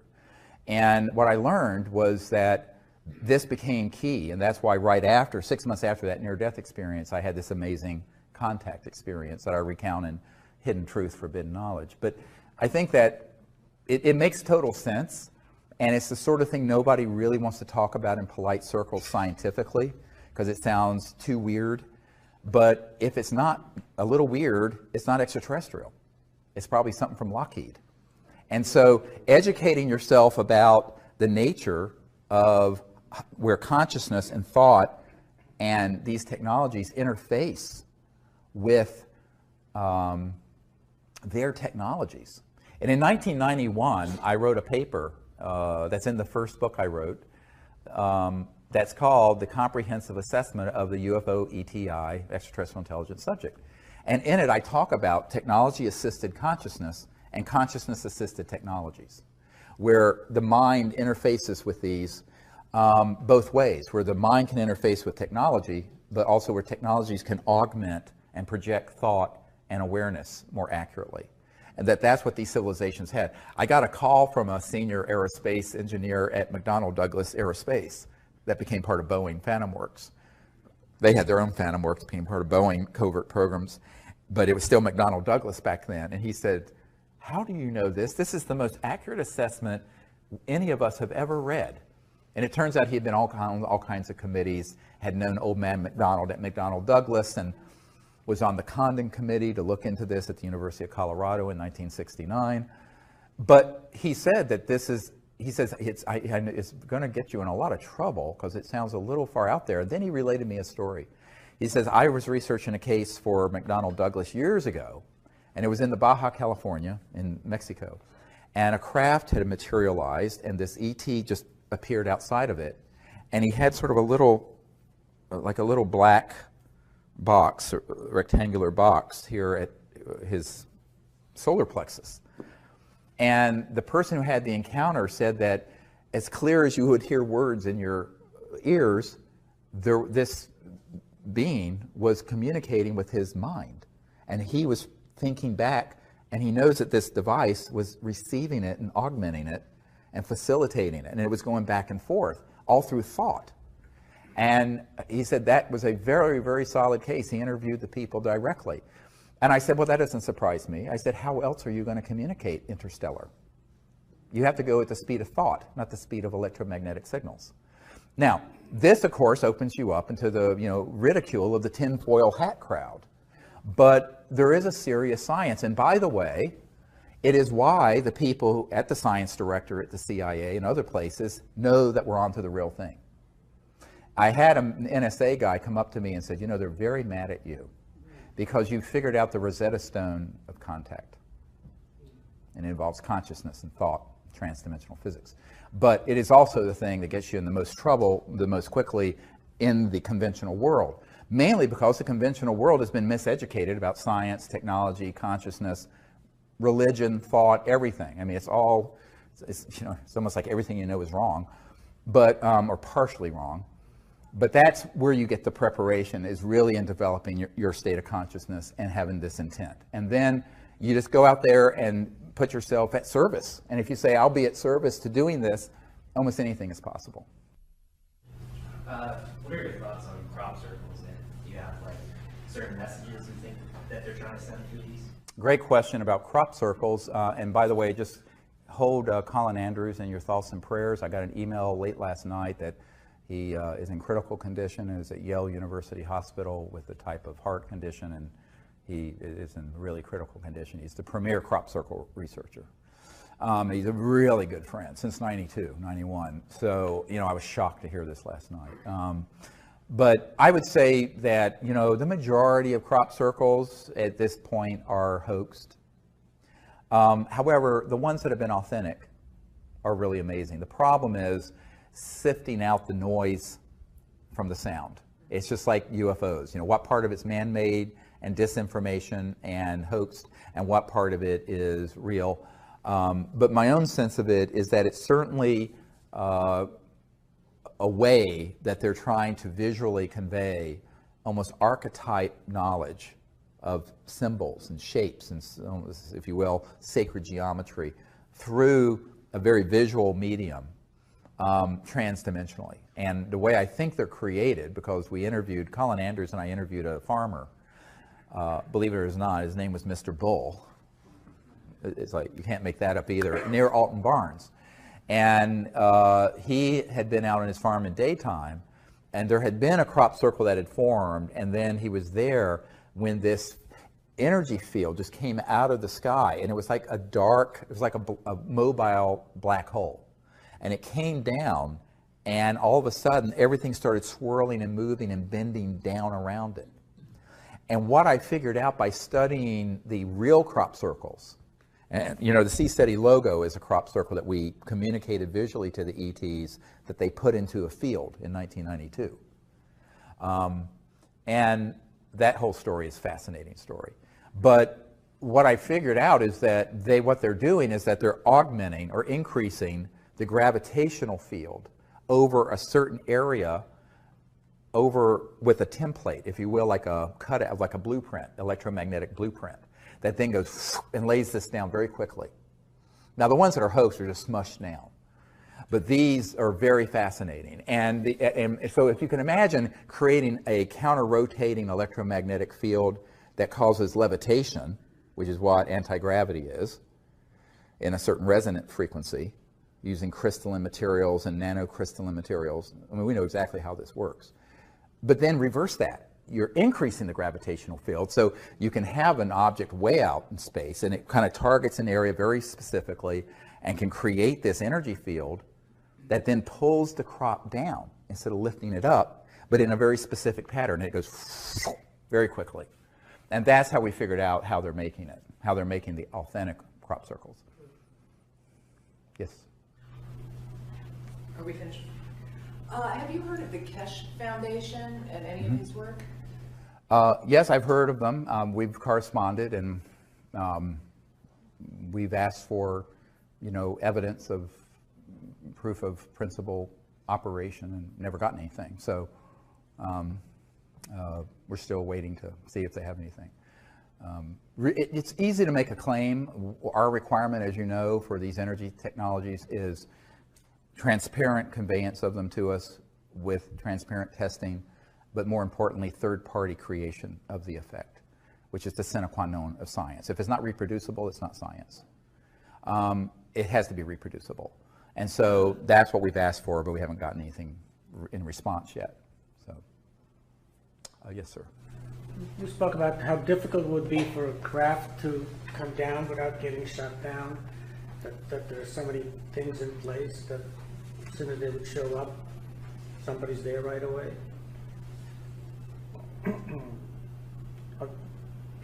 Is there a question?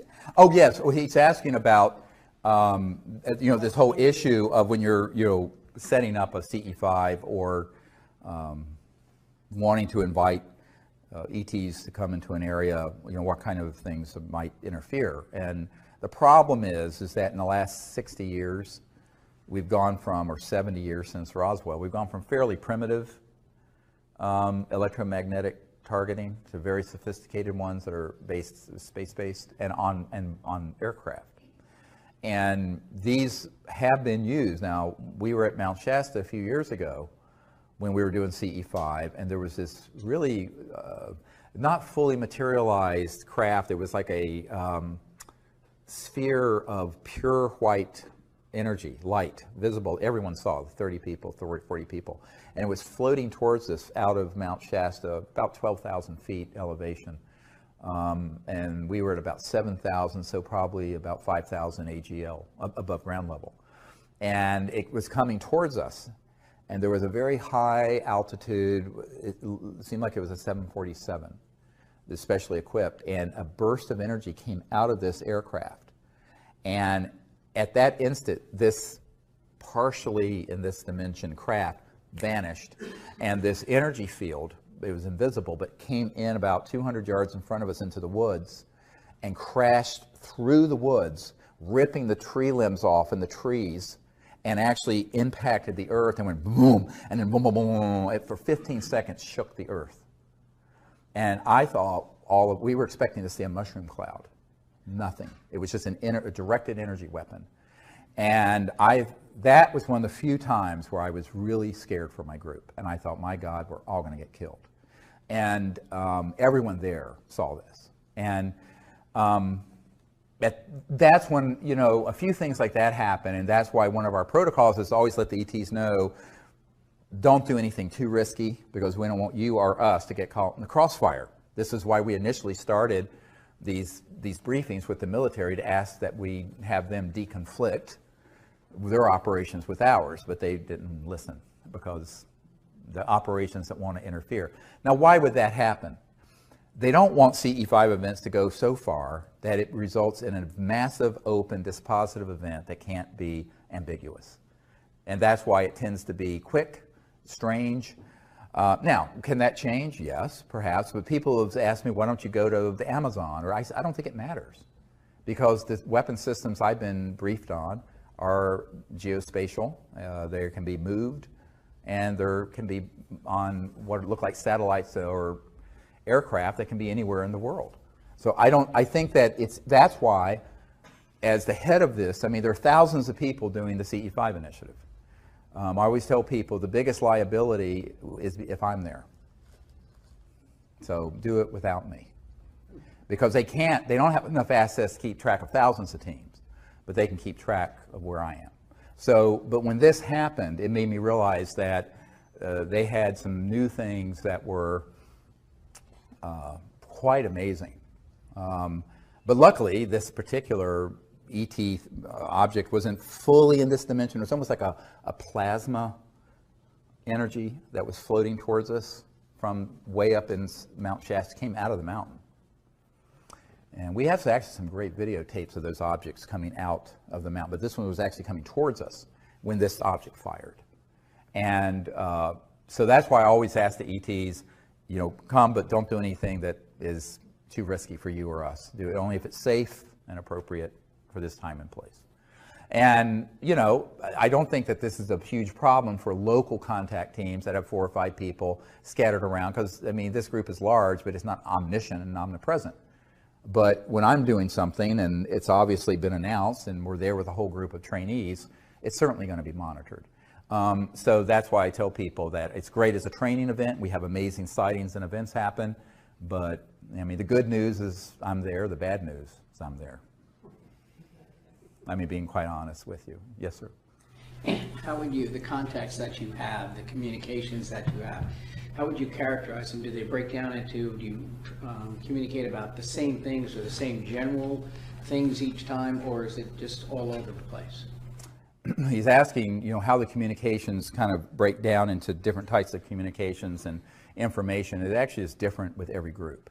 And every time we go out, there's something new that happens I've never seen. And I've been doing this for 25 years. So if you read the book, Extraterrestrial Contact Countdown Transformation, what you'll see in that book is that there are literally thousands of different phenomena that happen and have happened over the years. And it runs the gamut to fully materialized objects that appear right over us, and people getting remote viewed information consciously, to, we were sitting one time out in Orange County, and sitting right in front of all of us, I was doing just a weekend thing, there was a voice that started talking right in front of us in thin air. But is there a consistent message, though? It depends on the group. And the message, obviously, is that they're very happy we're doing this, and it's always a welcoming sort of a feeling. But sometimes there is very specific information, and it just depends on the setting. When this ET I call Bijou, who appeared at Joshua Tree, the one that looks like this luminous figure floating outside the circle, it was a very specific welcome from a group of people. Now, the way that was preceded was that we were in our circle up in the Joshua Tree National Park, and we were at a break, and I'd walked out east of the circle out into the desert, and I was with a group of people on my team, and suddenly there was like a sphere that fully materialized right beside me and walked with me. And I said, oh, they're here. So we went back to the group to get people back together, because they were all scattered. There's 30, 40 people in the desert. And it's pitch black. And all of a sudden, we hear a group of 4 or 5 ETs talking. And they're outside the circle to the southeast. And we could hear mostly, it sounded like female voices except for one. I heard a male voice.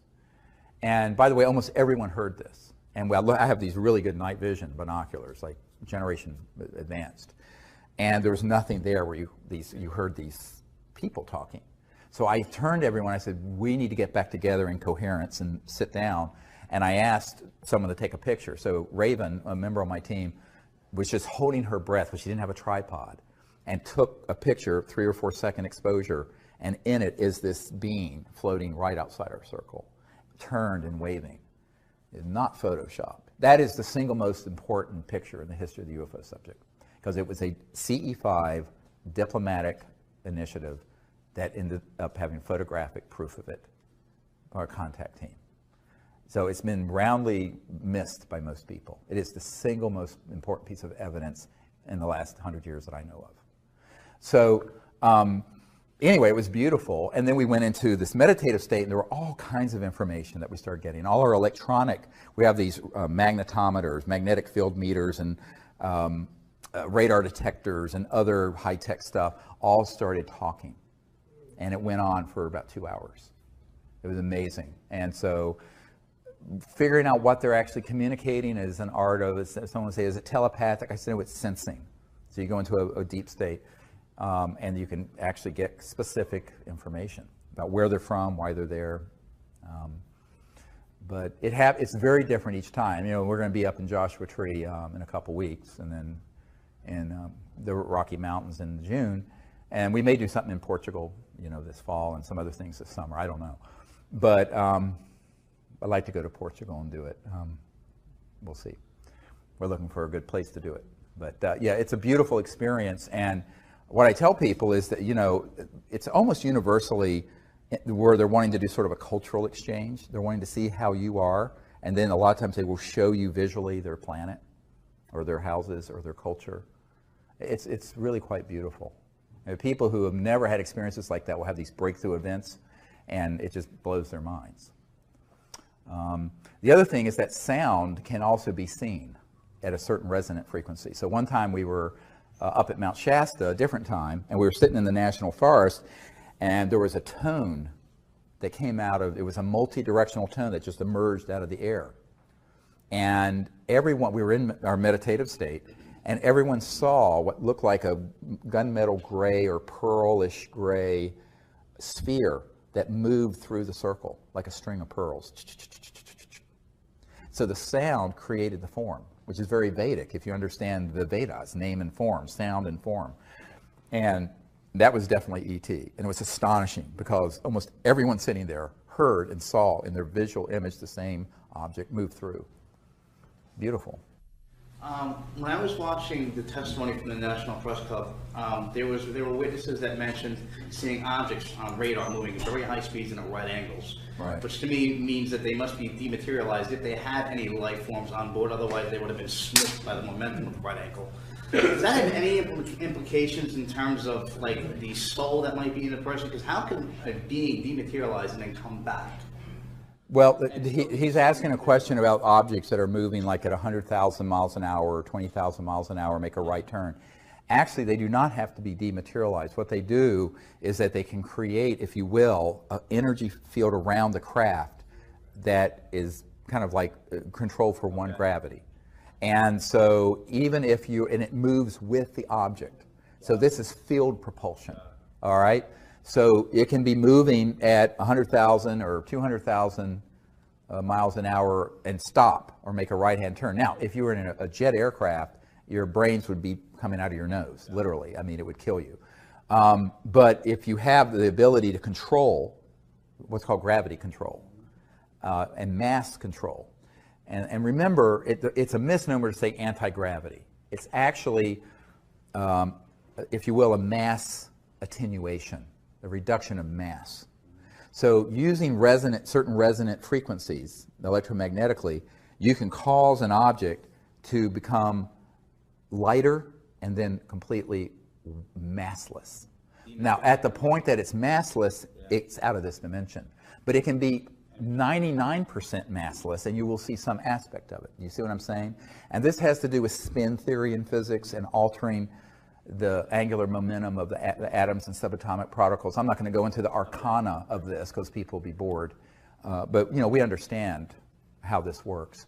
But basically, the whole craft and everyone on it is, and around this object, is a field that's created. So that's how it can move. And they can still be fully materialized and move. Now, it may also be that they're not materialized and all you're seeing is sort of a energy form or a plasma effect. Such as when Stoney Campbell, who was an Air Force security officer at the Air Force Base in Oklahoma back in the 60s, and there was a cobalt blue sort of a chevron or triangular craft that came over the hot nuclear armed aircraft that we had there. And he and the other security guards could see it, but it wasn't solid. It literally could go straight through the aircraft. But it was enough in this dimension that it set off all the alarms. So all the pilots had to go into the hot area and take off. This is in the disclosure book and in the material. So, but in that case, they were like, what are we seeing? It was almost like an apparition. Because what they were doing, they were checking out our nuclear weapons, but in a form that wasn't fully solid. And to understand that, you have to begin to understand how you can sort of change mass to where it crosses over into just energy, pure energy, which all mass really is pure energy, but that's all that's left and represented, and then tweak it a little more, and it's invisible. It's still there, and all you may do is pick up an electromagnetic signal, which is why learning how to make contact and how the phenomenon comes, it's really useful to come on one of these expeditions that I run. Do you know if it's a semi-transitional thing that we're seeing, like maybe it's semi-transdimensional versus dematerialized? Like, how do we know which really is what's happening when you see just that glow, but it may not be there? We just see the light that's being emitted from the object, but right. Maybe it's not physical. Is it dematerialized, or is it like transitioning between dimensions? Do we know? Yes, we do know. He's asking, how do you know if it's dematerialized? If it's really completely out of this dimension, you're not going to see it. You may remote view it, and there may be an electromagnetic field effect, but visually you're not going to see it. Remember, your eyes only see a very limited spectrum. If you are seeing it, and it may be only transiently, it may only be like a heat wave effect, and you see this thing shimmering, and it comes in and out of this dimension. What it's doing, it's phasing in and out. And it can, at that point, fully materialize in an instant, fully dematerialize in an instant. And this is actually what Corso described. It wasn't in his book, but I mean, I saw it in his papers when I went to his house. He had a stack of papers this big. And Colonel Corso had this encounter at White Sands where this craft materialized in broad daylight, and then it would dematerialize. And when it was dematerialized, there was just, it looked like a heat wave, like a mirage in the desert, and then in the shape of the ship. And then it would go click and be fully materialized back. And it did this back and forth, showing him. All within the same dimension does it do this, or is it transitioning between dimensions as it does it? And that's what I'm saying. It's going from 3D into other D. Got it. Okay. But, it's like a radio waves. If you imagine, the old tuners where you can turn, and sometimes you will hear two stations at once on the old AM radio dials, where you turn, they can sometimes be in multiple dimensions simultaneously. But that, this is a really advanced discussion of the technologies. But, yes, we do understand how they do it, and classified programs have also experimented with doing the same thing.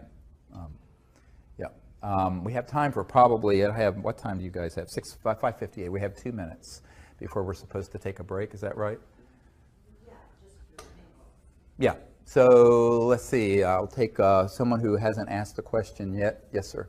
I think it was in Countdown to Transformation that you would relate a story about how you met the ET you needed kindness. Yeah. And I believe you were introduced to her by Shari. Yeah, the night Sherry Adamak passed away is when I was introduced to this ET I call kindness. Yes. So my question is, do you continue to have encounters with kindness and with Shari? And also, is it common to encounter people who have passed away when you have encounters with ETs? Yes, is it common to have encounters with people who are passed away also when you're having encounters with ETs? I don't know if it's common, but it does happen. And remember, if you go beyond the speed of light, what I call the crossing point of light, you go into energy fields that begin to approximate what the mystics used to call the astral, which is closely approximated to, if you will, the afterlife, that astral aspect of your body. So the night that Sherry Adamak passed away, I awakened in this lucid state, and she was there introducing me to this ET with a perfectly round head. I mean, exactly round, not elongated at all, and completely hairless, and very, very kind. I call her kindness because she just emitted this kindness. And in almost every expedition under the stars we've had since 1998, she has shown up in what looks like sometimes it's cobalt blue and sometimes it's diamond blue-white ship. And often it'll come in and make a curve and then go back out and dematerialize. But and it's that distinctive, it's very distinctive. So yes, we have. And my understanding is that she's a very senior diplomat with an interstellar coalition, very enlightened. And it's sort of like the Bijou, when we had this experience in Joshua Tree. The amount of just the development of consciousness of these life forms that have explored the cosmos for thousands, some of them millions of years, it's just stunning. And the intelligence. So yeah, that continues to happen. And it's very unusual that we're out on one of these week expeditions where we don't see that ship. Do you ever see Shari anymore? Yeah, I mean, I'll have dreams with her. Yeah.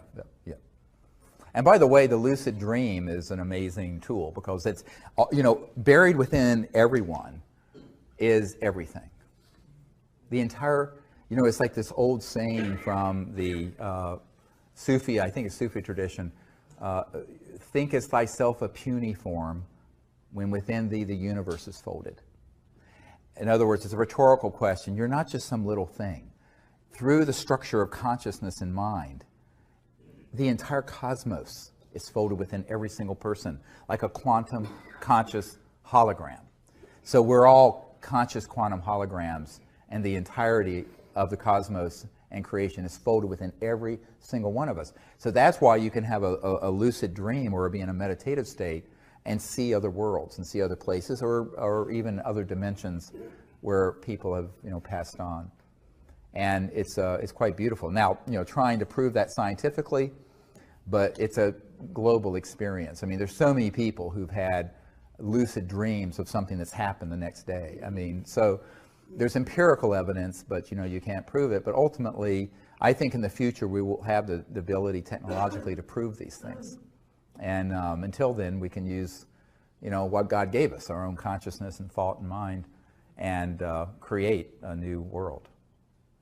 Well, with that, I think it's a great place to end. It's a little after 6. I want to thank all of you for coming. We'll have time to hang here for a little while. And I just want to say in closing, really the key thing to disclosure and to contact is people stepping into their own power and not waiting for other people to do it. Because if you wait for others to do it, it will never happen. This is something that has to be a grassroots mass consciousness event. And the next phase of disclosure is going to be exactly that. And the more that people understand that and actually do it instead of just thinking about it, the more rapidly we're going to get to this next level of our civilization, the future of which is beautiful if we get it right. Because it's a future of free energy, abundance,